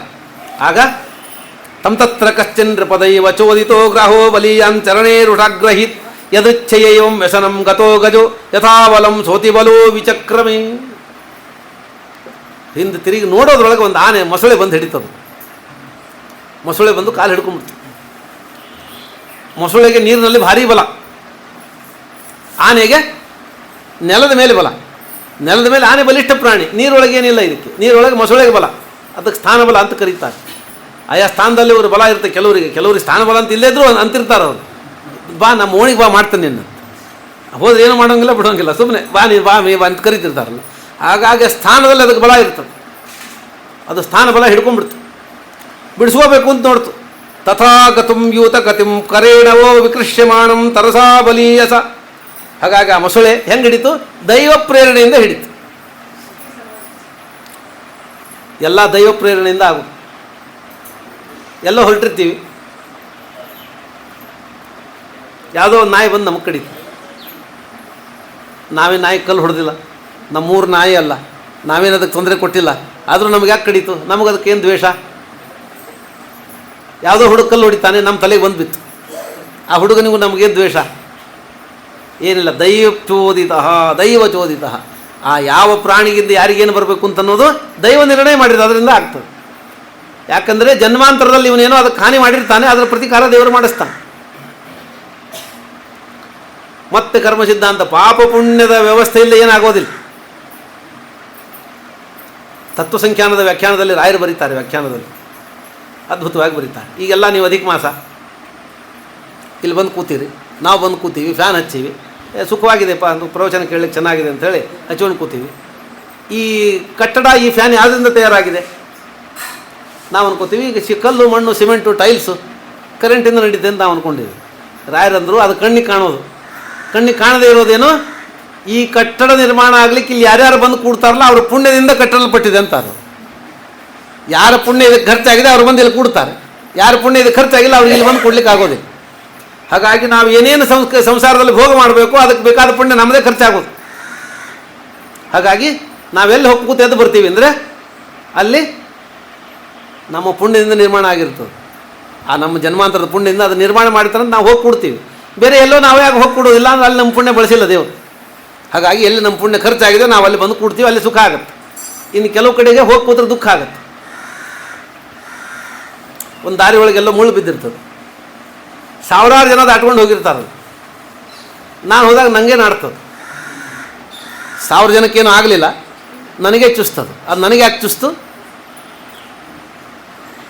ರಾಯರು ಟಿಪ್ಪಣಿ ಒಳಗೆ ಬರೀತಾರೆ, ಆ ಮುಳ್ಳು ನಿರ್ಮಾಣ ಆಗಲಿಕ್ಕೆ ಕಾರಣವೇ ನನ್ನ ಪಾಪ. ನನ್ನ ಪಾಪ ನಿಮಿತ್ತ ಮಾಡ್ಕೊಂಡು ನನಗೋಸ್ಕರ ದೇವರು ನಿರ್ಮಾಣ ಮಾಡಿ ಅಲ್ಲಿಟ್ಟಿದ್ದೆ, ಇಲ್ಲಿ ಬಂದಾಗ ನಂಗೆ ಇಂಥ ದಿವಸ ಚುಚ್ಚಬೇಕು ಅಂತ ಅದಕ್ಕೆ ನನಗೆ ಚುಸ್ತು. ಹಾಗಾಗಿ ಎಲ್ಲ ಕರ್ಮಗಳ ಹಿಂದೆ ವ್ಯರ್ಥವಾಗಿ ಏನು ನಡೆಯೋದಿಲ್ಲ. ತೇನ ವಿನಾ ತೃಣವಪಿ ನ ಚಲತಿ. ಎಲ್ಲದಕ್ಕೂ ಒಂದು ವ್ಯವಸ್ಥೆ ಇದೆ, ವ್ಯವಸ್ಥಿತವಾಗಿ ನಡೀತದೆ. ಹಾಗಾಗಿ ಆ ಮೊಸಳೆ ಬಂದು ಹಿಡ್ಕೊಂಡ್ಬಿಡ್ತು. ಭಾಗವತ ಮತ್ತೊಂದನ್ನು ಹೇಳಿಕೊಡ್ತದೆ, ಸಾಮಾನ್ಯವಾಗಿ ಗೊತ್ತಿಲ್ಲದೆ ಜಾಗಗಳು ಹೆಚ್ಚು ತರಲೆ ಮಾಡ್ಲಿಕ್ಕೆ ಹೋಗಬಾರ್ದು ಅಂತ. ಆನೆ ಕೆಳಗಿಳಿದಿತ್ತು, ನೀರು ಕುಡಿದಿತ್ತು, ಹೊಟ್ಟೆ ತುಂಬಿತ್ತು, ಮೇಲೆ ಬಂದರೆ ಆಗಿ ಹೋಗ್ತಿತ್ತು. ಅಲ್ಲಿ ಇಳಿದು ಗದ್ದಲ ಹಾಕಿ ಹೆಚ್ಚು ಗದ್ದಲ ಹಾಕ್ಲಿಕ್ಕೆ ಹೊತ್ತಿತ್ತು. ಭಾಳ ತಮಗೆ ಗೊತ್ತಿಲ್ಲದ ಜಾಗದೊಳಗೆ ಹೆಚ್ಚು ತಲೆ ಹರಟೆ ಮಾಡ್ಲಿಕ್ಕೆ ಹೋಗಬಾರ್ದು ಅಂತ. ಭಾಳ ತಲೆ ಹರಟೆ ಮಾಡಿದ್ದಕ್ಕೆ ಮೊಸಳೆ ಹಿಡ್ಕೊಂಡ್ಬಿಡ್ತು. ಆನೆಗೆ ಇದಕ್ಕೆ ತನ್ನ ಜಾಗ ಅಲ್ಲ ನೀರು, ಆದ್ದರಿಂದ ನೀರಿಲ್ಲದ ಗೊತ್ತಿಲ್ಲದ ಜಾಗದಲ್ಲಿ ನೀರಿನಲ್ಲಿ ಬಹಳ ಆನೆಗೆ ನೀರಿನ ಭಯ ಏನಿಲ್ಲದ್ರೂ ಕೂಡ ಅದರ ಬಲ ಇರೋದು ನೆಲದಲ್ಲಿ. ನೆಲದ ಮೇಲೆ ಅದು ಏನಾದರೂ ನಡೀತದೆ, ಮೊಸಳೆಗೆ ಬಲ ಇತ್ತಲ್ಲಿ ಹಿಡ್ಕೊಂಡ್ಬಿಡ್ತದೆ. ಆದರೆ ತನಗೆ ಗೊತ್ತಿಲ್ಲದ ಜಾಗದೊಳಗೆ ಹೆಚ್ಚು ತಲೆ ಹರಟೆ ಮಾಡ್ಲಿಕ್ಕೆ ಹೋಗಬಾರ್ದು ಅಂತ ಭಾಗವತ ಅದನ್ನು ಹೇಳ್ತು. ಇದು ಆನೆ ಹೆಚ್ಚು ಮಾಡಿತು, ಅದು ಹಿಡ್ಕೊಂಡ್ಬಿಡ್ತು ಬಂದು. ತಥಾ ತುರಂ ಯೂಥ ಪತಿಂ ಕರೇಣವು ವಿಕೃಷ್ಯಮಾನಂ ತರಸಾ ಬಲೀಯಸ. ಎಲ್ಲ ಆನೆಗಳು ಬಂದು ಒಂದಕ್ಕೊಂದು ಸೇರಿ ಹಿಡಿದು ಬಿಡಿಸೋಕ್ಕೆ ಪ್ರಯತ್ನ ಮಾಡಿದ್ವು. ನಮ್ಮ ನಾಯಕ ಇವನು ಬಿಡಿಸ್ಕೊಂಡ್ಬಿಟ್ರೆ ನಾವು ಸೇಫ್ ಆಗಿರ್ತೀವಿ ಅಂತ. ನಾಯಕನ ರಕ್ಷಣೆ ಮಾಡೋದು ನಾಯಕನ ಮೇಲೆ ಪ್ರೀತಿಯಿಂದಲ್ಲ, ತನಗೆ ಅವನಿಂದ ಸೇಫ್ಟಿ ಇದೆ ಅಂತ. ಅವರೇ ಮುಖ್ಯಮಂತ್ರಿ ಇರಲಿ ಅಂತ ಕೆಲವರು ಒದ್ದಾಡಿದರು. ಯಾಕೆಂದರೆ ಇವರಿದ್ದರೆ ನಮಗೆ ಅನುಕೂಲ ಆಗುತ್ತೆ ಅಂತ. ಅವ್ರು ಬೇಡ ಇನ್ನೊಬ್ರು ಬರಲಿ ಅಂತ ಒಂದು ಗುಂಪಿತ್ತು, ಯಾಕಂದರೆ ಹೊಸಬರು ಬಂದರೆ ನಮಗೆ ಅನುಕೂಲ ಅಂತ. ಅಂತೂ ಜಗತ್ತಿನಲ್ಲಿ ಎಲ್ಲವೂ ಅವರವರ ಲಾಭಕ್ಕನುಗುಣವಾಗೇ ನೋಡೋದು. ಇನ್ನೊಬ್ಬರ ಲಾಭಕ್ಕೆ ಯಾರು ಒದ್ದಾಡೋದಿಲ್ಲ, ಬದುಕೋದಿಲ್ಲ. ನವಾರೇ ಪತ್ಯು ಕಾಮಾಯ ಪತಿ ಪ್ರಿಯೋ ಭವತಿ ಆತ್ಮನಸ್ತು ಕಾಮಾಯ ಸರ್ವಂ ಪ್ರಿಯಂ ಭವತಿ. ಉಪನಿಷತ್ತು ಹೇಳುವ ಮಾತು. ಯಾರು ಇನ್ನೊಬ್ಬರು ಸುಖಕ್ಕಾಗಿ ಬದುಕೋದಿಲ್ಲ, ಪ್ರತಿಯೊಬ್ಬರು ತನ್ನ ಸುಖಕ್ಕಾಗಿ ಬದುಕ್ತಾರೆ. ಆ ತನ್ನ ಸುಖಕ್ಕಾಗಿ ಬದುಕುವ ಬದುಕು ಇನ್ನೊಬ್ಬರ ಸುಖಕ್ಕೂ ಅನುಕೂಲ ಆದರೆ ಅವನು ಪುಣ್ಯ ಅಷ್ಟೇ. ಹೆಂಡತಿ ಗಂಡನ ಮೇಲೆ ಬಹಳ ಪ್ರೀತಿ, ಯಾಕೆ ತಂದು ದುಡ್ದು ಹಾಕ್ತಾನೆ ಅಂತ. ಗಂಡನಿಗೆ ಹೆಂಡತಿ ಮೇಲೆ ಬಹಳ ಪ್ರೀತಿ, ಯಾಕೆ ಮಾಡಿ ಹಾಕ್ತಾಳೆ ಅಂತ, ಮಾಡಿ ಹಾಕ್ತಾಳೆ ತಂದು ಹಾಕ್ತಾಳೆ ಅಂತ ಪ್ರೀತಿ. ಮಕ್ಕಳಿಗೆ ತಂದೆ ತಾಯಿಗಳ ಮೇಲೆ ಭಾರಿ ಪ್ರೀತಿ, ಯಾಕೆ ಕೊಡ್ತಾರೆ ಅಂತ, ಪಾಕೆಟ್ ಮನಿ ಕೊಡ್ತಾರೆ, ಖರ್ಚು ಕೊಡ್ತಾರೆ ಅಂತ. ತಂದೆ ತಾಯಿಗಳಿಗೆ ಮಕ್ಕಳ ಮೇಲೆ ಬಹಳ ಪ್ರೀತಿ, ಯಾಕೆ ಮುಂದೆ ನಾವು ಮುದುಕರಾದ ಮೇಲೆ ನಮ್ಮನ್ನು ರಕ್ಷಣೆ ಮಾಡ್ತಾರೆ ಅಂತ ಭ್ರಮೆ ಇದ್ದದ್ದಕ್ಕೆ. ಮಾಡ್ತಾರೆ ಅಂತ ಏನು ಗ್ಯಾರಂಟಿ ಇಲ್ಲ, ಮಾಡಿದರೆ ಒಳ್ಳೆಯದು, ಮಾಡೋದು ಒಳ್ಳೆಯದು, ಮಾಡಿದರೆ ಇವರು ಪುಣ್ಯ. ಆದರೆ ಅಂತೂ ತಂದೆ ತಾಯಿಗಳ ಮಕ್ಕಳ ಮೇಲೆ ಪ್ರೀತಿ ಮಾಡೋದು ಮುಂದೆ ರಕ್ಷಣೆ ಮಾಡ್ತಾರೆ ಅಂತ. ಅಂತೂ ನಿರ್ವ್ಯಾಜವಾದ ಪ್ರೀತಿ ಅಂತಿಲ್ಲ ಪ್ರಪಂಚದೊಳಗೆ. ನಿರ್ವ್ಯಾಜವಾದ ಪ್ರೀತಿ, ನಿರ್ವ್ಯಾಜವಾದ ಸ್ನೇಹ ಇದ್ದರೆ ಅದು ದೇವರು ನಮ್ಮ ಮೇಲೆ ಮಾಡಿದ ಸ್ನೇಹ. ನಮ್ಮಿಂದ ದೇವರಿಗೇನು ಪ್ರಯೋಜನ ಇಲ್ಲ, ಕಷ್ಟವೇ ಜಾಸ್ತಿ. ದೇವರಿಗೆ ಕಷ್ಟ ಅಂತ ಇಲ್ಲದಿದ್ದರೂ ನಾವು ದೇವರಿಗೆ ಕಷ್ಟ ಕೊಡುತ್ತಾನೆ ಇರೋದು. ಹಾಗಾಗಿ ನಮ್ಮಿಂದ ಪ್ರಯೋಜನ ಇಲ್ಲದೆ ಇದ್ದರೂ ದೇವರು ನಮ್ಮನ್ನು ಪ್ರೀತಿಯಿಂದ ನೋಡ್ತಾನೆ, ನಮ್ಮ ಮೇಲೆ ಸ್ನೇಹ ಮಾಡ್ತಾನೆ, ತನ್ನನ್ನು ತನ್ನ ಭಕ್ತ ಅಂತ ಸ್ವೀಕಾರ ಮಾಡಿದ್ದಾನಲ್ಲ. ಹಾಗಾಗಿ ದೇವರನ್ನು ಯಾವ ದೃಷ್ಟಾಂತ ಕೊಡಬೇಕು? ಚಂದ್ರಿಕಾದಲ್ಲಿ ವ್ಯಾಸರಾಜರಂತಾರೆ, ತಂದೆ ತಾಯಿ ಗಂಡ ಹೆಂಡತಿ ಮಕ್ಕಳು ಯಾವ ದೃಷ್ಟಾಂತ ಕೊಟ್ಟರು ಅವರಿಗೆ ಸ್ವಾರ್ಥ ಇದೆ. ಹಾಗಾಗಿ ದೇವರನ್ನು ಏನು ದೃಷ್ಟಾಂತ ಕೊಡಬೇಕು ಅಂದ್ರೆ, ದೇವರಿಗೆ ಬೇಕಾದ್ರೆ ಆಕಳಿನ ದೃಷ್ಟಾಂತ ಕೊಡ್ರಿ ಅಂದರು ಅವರು. ದೇವರನ್ನು ದೃಷ್ಟಾಂತ ಕೊಟ್ಟು ನೋಡೋದು ಆಕಳಂತ ದೃಷ್ಟಾಂತ ಕೊಡ್ರಿ ಅಂದರು ಅವರು. ಯಾಕಂದರೆ ತಂದೆ ತಾಯಿ ಮಕ್ಕಳನ್ನ ರಕ್ಷಣೆ ಮಾಡೋದು ಕೊನೆಯ ಕಾಲದಲ್ಲಿ ನಮ್ಮನ್ನು ರಕ್ಷಣೆ ಮಾಡ್ತಾರೆ ಅಂತ ಮಾಡ್ತಾರೆ. ಆದರೆ ಆಕಳು ಕರುವಿಗೆ ಹಾಲು ಕುಡಿಸೋದು, ನಾನು ಮುದುಕ ಆದಮೇಲೆ ನನಗೊಂದು ಹೊಳ್ಳೆ ಹಾಲು ಕುಡಿಸ್ಲಿ, ಹುಲ್ಲು ತಂದು ಕೊಡಲಿ ಅಂತ ಮಾಡೋದಿಲ್ಲ. ನಾನು ಮುದುಕಾದಾಗ ಈ ಕರು ಬಂದು ಹುಲ್ಲು ತಂದು ಕೊಡಲಿ ಅಂತ ಮಾಡೋದಿಲ್ಲ. ಅದು ನಾನು ಕರ್ತವ್ಯ. ಅದು ನಾನು ಹಾಲು ಕೊಟ್ಟರೆ ಬದುಕ್ತದೆ, ಕುಡಿದು ಹೋಗಲಿ, ಆ ಬದುಕಿರಲಿ ಅಂತ ಕುಡಿಸಿ ಕಳಿಸಿಬಿಡ್ತದೆ. ಹುಡುಕ್ತಾ ಹೋಗಿ ನಂಗೆ ವಯಸ್ಸಾಗಿದೆ, ನಂಗೆ ಹುಲ್ಲು ತಂದು ಕೊಡು. ಮನುಷ್ಯರಂತೆ ನಾ ಅಷ್ಟು ಮಾಡಿದ್ದೆ ಮಗ ಹಿಂಗೆ ಮಾಡ್ತಾನೆ ಅಂತ ಅಂದ್ಕೊಂಡಿರಲಿಲ್ಲ, ನಾ ಇಷ್ಟು ಮಾಡಿದ್ದೆ ಸೊಸೆ ಹಿಂಗೆ ಮಾಡ್ತಾನೆ ಅಂತ ಅಂದ್ಕೊಂಡಿರಲಿಲ್ಲ ಅಂತ ಅನ್ನೋದಿಲ್ಲ. ಮನುಷ್ಯರು ಹಿಂಗೆ, ಮಗ ಕೆಟ್ಟವನು ಸೊಸೆ ಕೆಟ್ಟವಳು. ಒಳ್ಳೆಯವ್ರು ಯಾರು? ಮಗಳು ಒಳ್ಳೆಯ. ಕೆಟ್ಟವ್ರು ಯಾರು? ಮಗ ಸೊಸೆ. ಅಲ್ಲ, ಮಗ ಸೊಸೆ ಕೆಟ್ಟವ್ರು ಇದ್ದಾರೆ, ಇಲ್ಲ ಅಂತೇನಿಲ್ಲ. ಅದು ಸಾಮಾನ್ಯ ಮನುಷ್ಯರ ನೀತಿ ಇದು. ಆಚಾರ್ಯ ಹಿಂಗೆ ಮಾಡ್ತಾರೆ ಅಂತ ಅಂದ್ಕೊಂಡಿರಲಿಲ್ಲ. ಸೊಸೆ ಬೇರೆ ಮನೆ ಮಾಡಿ ನಮ್ಮ ಮನೆ ಹೊಡೆದು ಹಾಕ್ಬಿಟ್ರಿ, ಮನೆ ಹಾಳು ಮಾಡಿಬಿಟ್ರು, ನಮ್ಮ ಮನೆ ಹಾಳು ಮಾಡಿದ್ಲು. ಆಯಿತು, ಮತ್ತು ನೀವೆಲ್ಲಿ ಹೋಗಿದ್ರಿ? ಹೋದವಾರ ಕಾಣಲಿಲ್ಲಲ್ಲ ಅಂದರೆ, ಇಲ್ರಿ ನಮ್ಮ ಮಗಳು ಬೇರೆ ಮನೆ ಮಾಡಿಲ್ಲ ಬೆಂಗಳೂರಾಗ. ಎಷ್ಟು ದಿವಸ ಅವ್ರ ಕೈಯಾಗಿರ್ಬೇಕು ಅಕ್ಕಿ? ಹೋಗಿ ಮನೆ ಹೆಚ್ಚಿಕೊಟ್ಟು ಎಲ್ಲ ಮಾಡಿಕೊಟ್ಟು ಬಂದು ನೋಡ್ರಿ. ನಾನು ಮಗಳು ಮನೆ ಬೇರೆ ಮನೆ ಮಾಡಿದ್ದು ಪ್ರತಿಷ್ಠೆ, ಸೊಸೆ ಮನೆ ಮಾಡಿದ್ದು ಮನೆ ಹಾಳ್ತಾನ. ಇದು ಪ್ರಪಂಚದ ದೃಷ್ಟಿ, ಇದು ಸಾಮಾನ್ಯ ದೃಷ್ಟಿ. ಇದರೊಳಗೆ ವ್ಯತ್ಯಾಸ ಉಂಟು. ಕೆಟ್ಟ ಸೊಸೆ ಇದ್ದಾರೆ, ಕೆಟ್ಟ ಮಕ್ಕಳಿದ್ದಾರೆ, ಕೆಟ್ಟ ಮಗ ಇದ್ದಾನೆ, ಕೆಟ್ಟ ತಂದೆ ಇದ್ದಾರೆ, ಎಲ್ಲ ಇದ್ದಾರೆ ಜಗತ್ತೊಳಗೆ. ಆದರೆ ಇದು ಸಾಮಾನ್ಯ ದೃಷ್ಟಿ ಹೀಗಿದೆ ಜಗತ್ತಿನದು. ಆನೆಯನ್ನು ಬಂದು, ಹಾಗಾಗಿ ಎಲ್ಲರೂ ತಮ್ಮ ತಮ್ಮ ಸ್ವಾರ್ಥಕ್ಕಾಗಿ ಇನ್ನೊಬ್ಬರನ್ನು ಪ್ರೀತಿಸೋ. ಯಾವ ಸ್ವಾರ್ಥ ಇಲ್ಲದೆ ನಮ್ಮನ್ನು ಪ್ರೀತಿ ಮಾಡಿದ್ದು ದೇವರು ಮಾತ್ರ. ಅದಕ್ಕೆ ದೃಷ್ಟಾಂತ ಏನಂದ್ರೆ ಆಕಳು ಅಂತ ವ್ಯಾಸರಾಜರು ಚಂದ್ರಿಕಾದಲ್ಲಿ ಮಾತನ್ನು ಹೇಳ್ತಾರೆ. ಯಾಕಂದರೆ ಬೇರೆ ಎಲ್ಲೋ ಏನೋ ಒಂದು ಸ್ವಾರ್ಥ ಉಂಟೇ ಉಂಟು ಅಂತ. ಎಲ್ಲ ಆನೆಗಳು ಸೇರಿ ಅದನ್ನು ರಕ್ಷಣೆ ಮಾಡಬೇಕು ಅಂತ ಪ್ರಯತ್ನ ಮಾಡಲಿಕ್ಕೆ ಶುರು ಮಾಡ್ತು. ಒಂದು ಆನೆಗೆ ಮತ್ತೊಂದು, ಒಂದು ಆನೆಗೆ ಮತ್ತೊಂದು, ಹಾಗೆ ದೊಡ್ಡ ಗೂಡ್ಸ್ ಟ್ರೇನ್ ಆದಂಗೆ ಆಯ್ತದು. 100 ಆನೆಗಳು ಸೇರಿ ಹೇಳಿದ್ರು, ಅದು ಶಾಪದಿಂದ ಬಂದ ಮೊಸಳೆ, 1000 ವರ್ಷದ ಶಾಪ ಅವಕ್ಕೆ. ಹಾಗಾಗಿ ಮೊಸಳೆ ಬಿಡ್ತಾ ಇಲ್ಲ. ಹಾಗಾಗಿ ಹಿಂದಿನವೆಲ್ಲ ಆನೆ ನೋಡಿದ್ವು, ಒಂದೊಂದೇ ಬಿಟ್ಟು ಹೋಗ್ಬಿಟ್ಟು ಸಾಯಂಕಾಲ ಆಯಿತು, ಇದನ್ನು ಮುಗಿಯೋಂಗೆ ಕಾಣಲಿಲ್ಲಪ್ಪ, ಎಷ್ಟೊತ್ತು ಮಾಡೋದು, ನಮ್ಮ ಕೆಲಸ ಇದೆ ಅಂತ ಹೇಳಿ ಎಲ್ಲ ಅದೊಂದು ಕತೆ ಹೇಳಿ ಹೋಗ್ಬಿಟ್ಟು, ನಮ್ಮ ಗಂಡ ಬರ್ತಾನೆ ಕಾಫಿ ಮಾಡಬೇಕು, ಮಕ್ಕಳು ಬರ್ತಾರೆ, ಸ್ಕೂಲ್ ಬಸ್ ಬರೋ ಹೊತ್ತಾಯಿತು, ಮಕ್ಕಳನ್ನ ಕರ್ಕೊಂಬರ್ಬೇಕು ಅಂಥೇಳಿ ಒಬ್ಬೊಬ್ಬರು ಒಂದು ಕತೆ ಮಾಡಿ ಎದ್ದು ಹೋಗ್ಬಿಟ್ರು. ಹಿಂತಿರುಗಿ ನೋಡಿದರೆ ಯಾರೂ ಇಲ್ಲ. ಉಂಟಾದ ಕಾಲಕ್ಕೆ ನೆಂಟರು ಇಷ್ಟರು ಒಂಟರಾಗಿ ಬಂದು ಬಾಗಿಲ ಕಾಯುವರು. ಉಂಟಾದ ತನ ತಪ್ಪಿ ಬಡತನ ಬಂದರೆ ಒಂಟೆಯಂತೆ ಕತ್ತ ಮೇಲೆ ಕೆತ್ತವರು. ಎಲ್ಲರೂ ಎತ್ತು ಹೋಗ್ಬಿಟ್ರು, ಬೈ ಮಾಡಿ ಮತ್ತೆ ಬರ್ತೀನಿ ನಾಳೆ ನೋಡೋಣ ಅಂತ ಹೇಳಿ ಹೋಗ್ಬಿಟ್ರು. ಆನೆ ತಿರುಗಿ ನೋಡ್ತು, ಯಾರೂ ಇಲ್ಲ. ಅದು ಹೆದರ್ಲಿಲ್ಲಂತೆ ಆನೆ. ಈ ಎಲ್ಲ ಗಂಡಾನೆಗಳೇ ನಾನು ಬಿಡಿಸ್ಲಿಕ್ಕಾಗಿಲ್ಲ ಅಂದರೆ ಹೆಣ್ಣಾನೆ ಏನು ಬಿಡಿಸ್ತಾವೆ? ಹೋಗಿದ್ದು ಒಳ್ಳೇದಾಯ್ತು ಬಿಡು, ನನಗೇನು ಬೇಕಾದಷ್ಟು ಬಲ ಇದೆ, ನಾನೇ ಬಿಡಿಸ್ಕೊತೀನಿ ಅಂತ. ಮನುಷ್ಯನಿಗೆ ಬಲ ಇದ್ದಾಗ ಹಿಂಗಂತದ್ದು ಯಾರಿದ್ರೇನು, ಯಾರು ಹೋದ್ರೆ ನಾ ಎಲ್ಲ ಮಾಡ್ಕೋತೀನಿ ಅಂತ ಅನ್ನಿಸ್ತಿರ್ತದೆ. ಹಾಗಾಗಂತೂ ನಾನು ಬಿಡಿಸ್ಕೊತೀನಿ, ನನಗೇನು ಬಲ ಕಡಿಮೆ ಅಂತ ಅಂದ್ಕೊಳ್ತು. ಅಂದ್ಕೊಂಡು ಪ್ರಾಣಸ್ಯ ದೇಹಿ ವಿವಶೋ ಯದೃಚ್ಛಯ ಅಪಾರಯನ್ನಾತ್ಮ ವಿಮೋಕ್ಷಣೇ ಚಿರಂ ದಧ್ಯಾವಿಮಂ ಬುದ್ಧಿಮದಭ್ಯಬದ್ಧತ ಅಂತದು. ನಮಾಮಿ ಮೇ ಜ್ಞಾತಯ ಆತುರಂ ಗಜಾಃ ಕುತಃ ಕರಿಣ್ಯ ಪ್ರಭವಂತಿ ಮೋಚಿತುಂ ಗ್ರಾಹೇಣ ಪಾಶೇನ ವಿಧಾತು ಪ್ರಹಂತತಮ್ಯಾಮಿ ಪರಂಪರಾಯಣಂ. ಅದು ಅಂದ್ಕೊಂಡಿತು. ಈ ಗಂಡಾನೆಗಳಿಗೆ ಬಿಡಿಸ್ಲಿಕ್ಕಲ್ಲ, ಬಿಟ್ಟು ಹೋದ ಮೇಲೆ ಈ ಹೆಣ್ಣಾನೆಗಳು ಮರಿಯಾನೆ ಏನು ಮಾಡ್ತದೆ? ಹೋಗಿತ್ತು, ಒಳ್ಳೇದಾಯ್ತು, ಬಿಟ್ಟು ಹೋಯ್ತು. ಆಗ ನಾನೇ ಪ್ರಯತ್ನ ಮಾಡ್ತೇನೆ ಅಂತ ಪ್ರಯತ್ನ ಮಾಡ್ತೀನಿ. ಈಗ ಪ್ರಯತ್ನ ಮಾಡಿ ಎಷ್ಟು ದಿವಸ ಜಗಳ ಆಯಿತು? 1000 ವರ್ಷ. 1000 ವರ್ಷ ನಾನೇ ಮಾಡ್ತೀನಿ, ನಾನೇ ಬಿಡಿಸ್ಕೋತೀನಿ ಅಂತ ಅಂದ್ಕೊಂಡಿತು. 1000 ವರ್ಷದ ಶಾಪ. 1000 ವರ್ಷ ಮುಗೀತಾ ಬಂದಾಗ ಆನೆಗೆ ಅಂದ್ಕೊಂಡಿತು, ಇಲ್ಲ ಇನ್ನು ನನ್ನ ಬಿಡಿಸ್ಲಿಕ್ಕೆ ಯಾರಿಗೂ ಆಗೋದಿಲ್ಲ, ದೇವರು ಬಿಡಿಸ್ಬೇಕು, ಇಲ್ಲಾಂದ್ರೆ ನಾನು ಬದುಕು ಹಂಗಿಲ್ಲ, ದೇವರನ್ನ ಶರಣ ಹೋಗ್ತೇನೆ ಅಂತ ಅಂದ್ಕೊಂಡಿತು. ಕೊನೆಗೆ ಅದಕ್ಕೆ ದೇವರ ಸ್ಮರಣೆ ಬಂತದ್ದು. ಎಲ್ಲ ಮನುಷ್ಯರ ಅವಸ್ಥೆಯನ್ನು ಹೇಳ್ತದೆ ಭಾಗವತ. ಎಲ್ಲರೂ ಎಲ್ಲ ನಾವು ಮಾಡ್ತೀವಿ ಅಂಥೇಳಿ ಎಲ್ಲ ಮುಗಿದ ಮೇಲೆ ಕೊನೆಗೆ ದೇವ್ರ ಹತ್ರ ಹೋಗ್ತಾರೆ. ಇಲ್ಲ ಏನಾಗಿದೆ ಅಂತ, ಇಲ್ರಿ ಹಂಗೇನೋ ಆಗಿದೆ ಅಂತ ಅಂದರು. ಅಲೋಪತಿ ಆಯ್ತಿಲ್ರಿ, ಆಯಿತು. ನ್ಯಾಚುರೋಪತಿ, ಹೋಮಿಯೋಪತಿ ಅದನ್ನೂ ತೋರಿಸಿವ್ರಿ. ಹಂಗಾದ್ರೆ ಯಾವ್ದಾದ್ರು ದೇವಸ್ಥಾನಕ್ಕೆ ಹೋಗಿ ಹರಕೆ ಕಟ್ಕೊಂಡ್ರಿ ಅಂತ ಹೇಳಿ ಎಲ್ಲ ಪತಿಗಳ ಕೈ ಬಿಟ್ಟ ಮೇಲೆ ಲಕ್ಷ್ಮೀಪತಿ ಹತ್ರ ಬಂದು ನಿಲ್ತಾರೆ. ನಂಗೆ ಕೈ ಮಾಡಿರಿ ಅಂತ. ಕೊನೆಗೆ ಬರೋದು ಅಲ್ಲಿಗೆ. ಆವಾಗಾದರೂ ಬರ್ರಿ ಅಂತ ಅಂದೇವ್ರು. ಇಷ್ಟು ದಿವಸ ಬಂದಿಲ್ಲ, ಅಲ್ಲೇ ಹೋಗಿದ್ದಲ್ಲ, ಅಲ್ಲೇ ಹೋಗಿ ನನ್ನ ಹತ್ರ ಯಾಕೆ ಬಂದಿ ಅಂತ ಅನ್ನೋದಿಲ್ಲ. ಬಂದೆಲ್ಲ ಸಾಕು ಅಂತ ಕರೀತಾನೆ, ಬಂದ ಕೂಡಲೇ ಅನುಗ್ರಹ ಮಾಡ್ತಾನೆ. ಹಾಗಾಗಿ ದೇವರನ್ನು ಸ್ಮರಣೆ ಮಾಡ್ತೀನಿ, ದೇವರನ್ನು ಶರಣ ಹೋಗ್ತೀನಿ ಅಂತ ಅನ್ಕೊಂಡಂತ.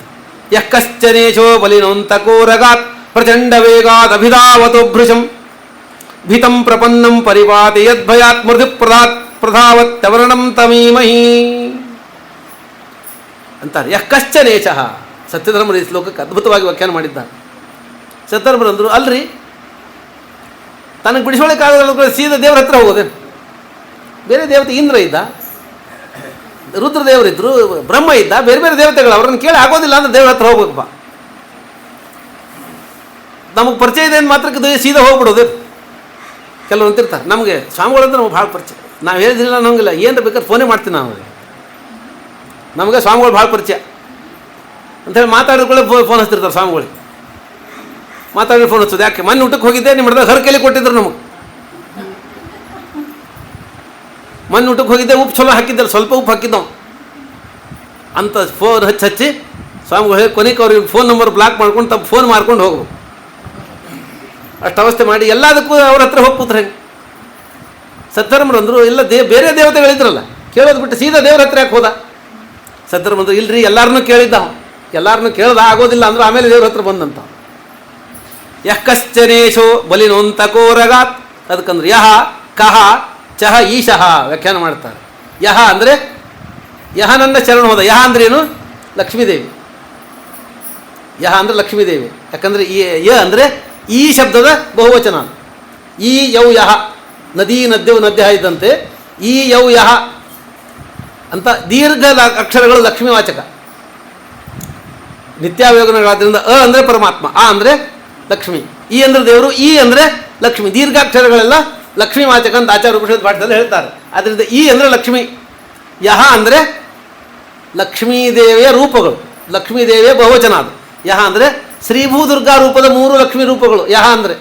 ಆ 3 ರೂಪಗಳನ್ನು ಕೇಳಿದ ಲಕ್ಷ್ಮೀದೇವಿಯನ್ನು ಹೋಗಿ ರಕ್ಷಣೆ ಮಾಡು ಅಂತ ಹೇಳಿ. ಲಕ್ಷ್ಮೀದೇವಿ ಅಂದ್ಲು, ಇಲ್ಲ ನನ್ನ ಗಂಡನ ಇಚ್ಛೆಯಿಂದ ಹಿಡ್ಕೊಂಡಿದ್ದೆ, ಅವನ್ನ ಕೇಳು ಅನ್ಲಕ್ಕೆ. ಆಗೋದಿಲ್ಲ ಅಂತ ಕೈ ಎತ್ತಿಲ್ಲ. ಆಮೇಲೆ ಬಿಟ್ಟ. ಕಹ ಅಂದರೆ ಬ್ರಹ್ಮದೇವರು, ಕ ಅಂದರೆ ಬ್ರಹ್ಮದೇವರು. ಬ್ರಹ್ಮದೇವ್ರ ಹತ್ರ ಹೋಗಿ ಕೇಳಿ. ಬ್ರಹ್ಮದೇವ್ರ ಹತ್ರ ಹೋಗಿ, ನೀನೇ ಸೃಷ್ಟಿ ಮಾಡಿದ್ದ ಆನೆ, ಮುಸುಳೆ ಅದು, ನಾನು ಹಿಡ್ಕೊಂಡಿದ್ದೆ, ಬಿಡಿಸು ಅಂತ ಕೇಳಿದ್ನಂತೆ. ಬ್ರಹ್ಮದೇವ್ರು ಅಂದರು, ಆನೆ ಸೃಷ್ಟಿಯಾಗಿದ್ದೆ ದೇವರ ಆಜ್ಞೆಯಿಂದ, ನೀನು ಹಿಡ್ಕೊಳ್ಳಿಕ್ಕೆ ಸೃಷ್ಟಿ ಮಾಡಿದ್ದದು, ಹಾಗಾಗಿ ಅದನ್ನು ಬಿಡಿಸೋ ಯೋಗ್ಯತೆ ನನಗಿಲ್ಲ, ದೇವರನ್ನೇ ಕೇಳು ಅಂದರು. ಈಶಃ ಅಂದರೆ ರುದ್ರದೇವರು. ರುದ್ರದೇವ್ರನ್ನ ಕೇಳಿದ್ರು. ರುದ್ರದೇವರು ಅಂದರು, ದೇವರು ಆಜ್ಞೆ ಮಾಡಿದ ಮೇಲೆ ನಮಗೆಲ್ಲ ಆಗೋದಿಲ್ಲ, ದೇವ್ರ ಹತ್ರ ಹೋಗು ಅಂದರು. ಹೀಗೆ ಯಹ ಅಂದರೆ ಲಕ್ಷ್ಮೀದೇವಿ, ಕಹ ಅಂದರೆ ಬ್ರಹ್ಮದೇವರು, ಈಶಾ ಅಂದರೆ ರುದ್ರದೇವರು. ಇವರೆಲ್ಲ ಕೇಳಿ ಇನ್ನೇನು ಆಗೋದಿಲ್ಲ ಅಂತ ದೇವ್ರ ಹತ್ರ ಬಂದ. ಇನ್ನೇನು ಆಗೋದಿಲ್ಲ ಅಂತ ಹೇಳಿ ದೇವರನ್ನು ಸ್ಮರಣೆ ಮಾಡಿದಂತೆ. ಯಕ್ಕಶ್ಚನೇಶೋ ಬಲಿನೋಂತಕೋರಗಾತ್ ಪ್ರಚಂಡ ವೇಗಾತ್ ಅಭಿಧಾವತೋ ಭೃಶಂ ಭೀತಂ ಪ್ರಪನ್ನಂ ಪರಿಪಾತಿ ಯದ್ಭಯಾತ್ ಮೃತ್ಯು ಪ್ರಧಾವತ್ತವರ್ಣಂ ತಮೀಮಹಿ. ಅಲ್ರಿ ದೇವ್ರ ಹತ್ರ ಬಂದ, ಅವರೆಲ್ಲ ಆಗೋದಿಲ್ಲ ಅಂದರು. ದೇವ್ರು ಆಗೋದಿಲ್ಲ ಅಂದ್ಬಿಟ್ರೆ ಇಷ್ಟೆಲ್ಲ ಸುತ್ತರ್ಕೊಂಬಂದು ದೇವ್ರು ಆಗೋ ಒಂದ್ಸರ್ತಿ ಕೆಲವು ಸರ್ತಿ ಹಿಂಗೆ ಆಗ್ಬಿಡ್ತದೆ. ಎಲ್ಲ ಹೋಗಿರ್ತಾನೆ, ಹೊಸದಾಗಿ ಏನು ಗೊತ್ತಿರೋದೇನು, ಎದಕ್ಕೂ ಕರೆದಿರ್ತಾರೆ, ಆಧಾರ್ ಕಾರ್ಡ್ ಮಾಡಿಸ್ಲಿಕ್ಕೆ ಬರ್ರಿ, ಏನೋ ಮಾಡಿರಿ, ಟ್ಯಾಕ್ಸ್ ಕಟ್ಟಬೇಕಾಗಿರುತ್ತೆ, ಕ್ಯೂ ಮಾಡಿರ್ತಾರೆ. ನೀವು ಹೋಗಿ ಕ್ಯೂ ಹಚ್ಕೊಂಡು ನಿಂದಿರ್ತಾನೆ, 2 ತಾಸು ಕ್ಯೂ ಹಚ್ಕೊಂಡು ನಿಂತು ಅಲ್ಲಿ ಹೋಗಿ ಕೌಂಟ್ರ್ ಹತ್ರ ಹೋದ್ಮೇಲೆ ನೀವು ಕ್ಯಾಶ್ ತಂದಿರೇನು, ಇದು ಕ್ಯಾಶ್ ಕೌಂಟರ್ ಅಲ್ಲ, ಇಲ್ಲಿ ಬರೀ ಫೋನ್ಪೇ ತೊಗೋತೀವಿ, ಅಲ್ಲಿ ಹೋಗ್ರಿ ಅಂತ. ಅಲ್ಲಿ ಹೋಗಿ ಮತ್ತೆ 3 ತಾಸು ನಿಂದಿರ್ಬೇಕು. ಆವಾಗ ಎದುರಿಗೆ ಕೂತವನು ಹೊಡೆದು ಬಿಡ್ಬೇಕು ಅಂತ ಸಿಟ್ಟು ಬರ್ತದೆ. ಮೊದಲೇ ಹೇಳಬೇಕಾಗಿತ್ತು ಅಂತೀವ, ನೀ ಕೇಳೇ ಇಲ್ಲ ಅಂತ ಅವ, ನಿನಗೆಲ್ಲ ಹೇಳ್ಕೋದು ಕೂಡಲಿ ಬಂದು ಕೇಳಬೇಕಿಲ್ಲ ಅಂತ ಅವ ಹೇಳಿಲ್ಲ, ಯಾಕೆಂತೀವ ಜಗಳ ಮಾಡ್ತಾನೆ. ಹಂಗೆ ಇಷ್ಟೆಲ್ಲ ಮಂದಿ ಒಲ್ಲೆ ಅಂದರು, ದೇವ್ರ ಹತ್ರ ಹೋಗಿ ಕೇಳಿದ್ಮೇಲೆ ದೇವ್ರು ಆಗೋಲ್ಲ ಅಂದ್ಬಿಟ್ರೆ ಅದಕ್ಕೆ ಅವ ಹೇಳ್ದ, ಭೀತಂ ಪ್ರಪಾತಿ ಪ್ರಚಂಡ ಬಲಿದ ಅಂತಕೋರಗ. ಅದಕ್ಕೆ ಹೇಳ್ದವ ಅಂತಕೋರಗ. ಇಲ್ಲಿ ಅಂತಕೋರಗ ಅಂದರೆ ಮೃತ್ಯು ಎಂಬ ಹಾವು, ಅಂತಕವಾದ ಮೃತ್ಯು ಎಂಬ ಹಾವಿಂದ ರಕ್ಷಣೆ ಮಾಡಿದ್ದು ಅಂತ ಸಾಮಾನ್ಯವಾದ ಅರ್ಥ. ಸದ್ಧರ್ಮ ವ್ಯಾಖ್ಯಾನ ಮಾಡಿದರು ಅಂತಕೋರಗ. ಅಂತಕೌರಗ ಅಂದರೆ ಕಾಲಿಯ, ಕಾಲಿಯ ಅಂತನೂ ಸರ್ಪ ಅಂತ ಅರ್ಥ ಮಾಡ್ತಾರೆ. ಕಾಲಿಯ ಸರ್ಪ ನೀರಲ್ಲದ ವಿಷ ಬಿಟ್ಟು ನೀರನ್ನು ಕೆಡಿಸಿತ್ತು. ಎಲ್ಲರೂ ಹೋಗಿ ನೀರು ಕೆಟ್ಟು ಹೋಗಿದೆ, ನೀರಿನಿಂದ ಭಯ ಆಗಿದೆ, ನಮಗೆ ರಕ್ಷಣೆ ಮಾಡು ಅಂತ ಹೇಳಿದರು. ಕೃಷ್ಣ ರಕ್ಷಣೆ ಮಾಡಿದ. ಹಾಗಾಗಿ ನೀರಿನಲ್ಲಿ ಬಂದ ಭಯದಿಂದ ಕೃಷ್ಣ ರಕ್ಷಣೆ ಮಾಡಿದ್ನಲ್ಲ ಉರಗಾತ್. ಹಾಗೆ ನೀರಿನಲ್ಲೇ ನಂಗೆ ಭಯ ಬಂದಿದೆ, ಆದ್ದರಿಂದ ನೀರಿನಲ್ಲಿ ರಕ್ಷಣೆ ಮಾಡೇ ಮಾಡ್ತಾನೆ ಅಂತ ಅವನು ಶರಣು ಹೋಗಿನಿ ಅಂದಂತ. ನಾನು ನೀರಲ್ಲೇ ಮೊಸಳೆ ಹಿಡ್ಕೊಂಡಿದ್ದೆ, ಆದ್ದರಿಂದ ನೀರಿನಲ್ಲಿ ರಕ್ಷಣೆ ಮಾಡ್ತಾನೆ ಅಂತ ಅವನು ಮಾಡಿದ್ದನ್ನು ನೋಡಿ ಬಂದಿನ ನಾನು, ಇನ್ನೊಬ್ಬರು ಮಾಡ್ತಾನೆ ಅಂತ ಹೇಳಿ ಅಂತಕೋರಗಾತ್ ಅಂತ ಕೃಷ್ಣನ ಪರವಾಗಿ ಅರ್ಥ ಮಾಡ್ತಾರೆ. ಅಲ್ಲ, ಇದು ಆಗಿದ್ದು ತಾಪಸ ಮನ್ವಂತರದಲ್ಲಿ. ಕೃಷ್ಣಾವತಾರ ಆಗಿದ್ದು ದ್ವಾಪರ ಯುಗದ ಕೊನೆ ಭಾಗ, ಕಲಿಯುಗ ಹತ್ರ ಬಂದಾಗ. ಕೃಷ್ಣಾವತಾರ ಆಗ 5000 ವರ್ಷ, ಈಗ 5000 ಚಿಲ್ಲರೆ ವರ್ಷ ಆಯಿತು. ಇದು ನಡೆದು ಈ ಮನ್ವಂತರದ ಹಿಂದೆ ನಡೆದ ಕಥೆ ಇದು. ಅಂದರೆ ಆಚಾರ್ಯರಂತಾರೆ ಪ್ರತಿ ಮನ್ವಂತರದಲ್ಲಿ ಎಲ್ಲ ಅವತಾರ ಆಗ್ತಾ ಇರ್ತದೆ. ಹಾಗಾಗಿ ಹಿಂದಿನ ದ್ವಾಪರ ಯುಗದಲ್ಲಿ ಇದು 28ನೇ ದ್ವಾಪರ, 27ನೇ ದ್ವಾಪರದಲ್ಲಿ ಕೃಷ್ಣಾವತಾರ ಆಗಿತ್ತಲ್ಲ, ಅದನ್ನು ನೆನೆಸ್ಕೊಂಡು ಹೇಳಿದ್ದ ನಾವು. 27ನೇ ದ್ವಾಪರದಲ್ಲಿ ಕೃಷ್ಣನಾಗಿ ಅವನು ಕಾಲಿಯನ್ನು ಉದ್ಧಾರ ಮಾಡಿದ ಕಥೆ ನೆನೆಸ್ಕೊಂಡು ಹೇಳ್ತಾ ಇದ್ದಾನೆ ಹೊರತು ಮುಂದಾಗೋದು ಗೊತ್ತಿರ್ತದೆ ದೇವತೆಗಳಿಗೆ, ಹಿಂದೆ ಆಗಿತ್ತು. ಅದರಿಂದ ಇಟ್ಕೊಂಡು ನೆನೆಸಿ ನೀರಿನಲ್ಲಿ ಬಂದ ಕಷ್ಟವನ್ನು ನನ್ನನ್ನು ರಕ್ಷಣೆ ಮಾಡ್ತಾನೆ ಅಂಥೇಳಿ ಆ ಭಗವಂತನನ್ನು ಸ್ಮರಣೆ ಮಾಡಿದ. ಸೋಂತಸ್ಸುರಸ್ಸುರುಬಲೇನ ಗೃಹೀತ ಆರ್ತೋ ದೃಷ್ಟ್ವಾಗರುತ್ಮತಿ ಹರಿಂ ಖೌಪಾತ್ತ ಚಕ್ರಂ ಉತ್ಕ್ಷಿಪ್ಯ ಸಾಂಬುಜಕರಂ ಗಿರಮಾಹ ಕೃಚ್ಛ್ರಾತ್ ನಾರಾಯಣಾಖಿಲ ಗುರು ಭಗವನ್ ನಮಸ್ತೆ. ದೇವರ ಸ್ತೋತ್ರ ಮಾಡಿದಷ್ಟೇ. ಒಂದು ಕಮಲ ಇತ್ತು, ಹಿಡಿದು ದೇವರ ಸ್ತೋತ್ರ ಮಾಡಿದ. ದೇವರ ಸ್ಮರಣೆ ಬಂತಂತವನಿಗೆ. ಎಲ್ಲಿಂದ ಬಂತು? ಪ್ರಾಗ್ಜನ್ಮನ್ಯನುಶಿಕ್ಷಿತಂ. ಹಿಂದಿನ ಜನ್ಮದಲ್ಲಿ ಭಗವಂತನ ಸ್ತೋತ್ರ ಮಾಡಿದ್ದ, ಭಗವಂತನ ಸೇವೆ ಮಾಡಿದ್ದ, ಗಂಧರ್ವ ಭಗವಂತನ ಸೇವೆಯಲ್ಲಿ ತೊಡಗಿದ್ದ. ಹಾಗಾಗಿ ಹಿಂದಿನ ಜನ್ಮದನ್ನು ದೇವರ ನೆನಪಿಗೆ ಕೊಟ್ಟ. ಹಾಗಾಗಿ ಅವನಿಗೆ ಸ್ಮರಣೆ ಬಂತು. ಕೊನೆ ಕಾಲಕ್ಕೆ ಭಗವಂತನ ಸ್ಮರಣೆ ಕೊಟ್ಟ. ಹಾಗಾಗಿ ಕೊನೆಯ ಕಾಲಕ್ಕೆ ಭಗವಂತನ ಸ್ಮರಣೆ ಕೊಟ್ಟ ಅಂದರೆ ದೇವರ ಅನುಗ್ರಹ ಮಾಡಿದ ಅಂತ ಅರ್ಥ. ಶ್ರೀವಾಸುದೇವ ಮಧುಸೂದನ ಕೈಟಭಾರೆ ಲಕ್ಷ್ಮೀಶ ಪಕ್ಷಿ ವರವಾಹನ ವಾಮನೇತಿ ಶ್ರೀಕೃಷ್ಣ ಮನ್ಮರಣ ಕಾಲ ಉಪಾಗತೇತು ತ್ವನ್ನಾಮ ಮಧ್ವಚನ ಗೋಚರತಾಮುಪೈತು ಅಂತ ಸಾಮಾನ್ಯವಾಗಿ ಎಲ್ಲ ಜ್ಞಾನಿಗಳು ಪ್ರಾರ್ಥನೆ ಮಾಡೋದು. ಹಾಗಾಗಿ ಅವನಿಗೆ ಭಗವಂತ ಸ್ಮರಣೆ ಕೊಟ್ಟ. ಅವನು ಭಗವಂತನ ಸ್ಮರಣೆ ಮಾಡಿದ. ಸ್ಮರಣೆ ಮಾಡಿದ ಕೂಡಲೇ ಭಗವಂತ ಬಂದು ಅವನು ರಕ್ಷಣೆ ಮಾಡ್ತಾನೆ.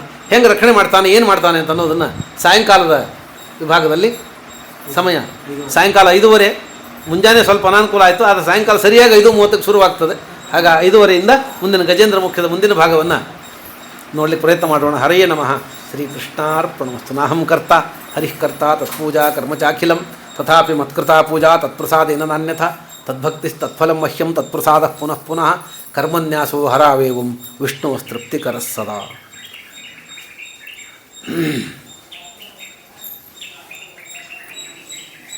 ನಮಃಪರಸ್ಮೈ ಪುರುಷಾಯ ಭೂಯಸೇ ಸದೋದ್ಭವಸ್ಥಾನ ನಿರೋಧನೀರಯ ಗೃಹೀತಶಕ್ತಿತ್ರತಯಾಯ ದೇಹಿನಾಮಂತರ್ಧ್ರುವಾಯ ಅನುಪಲಭ್ಯ ವರ್ತ್ಮನೆ ಭೂಯೋ ನಮಃ. ಸದ್ವರ್ಜಿನಚ್ಛಿದೇ ಸತಾಂ ಅಸಂಭವಾಯ ಮೂರ್ತಯೇ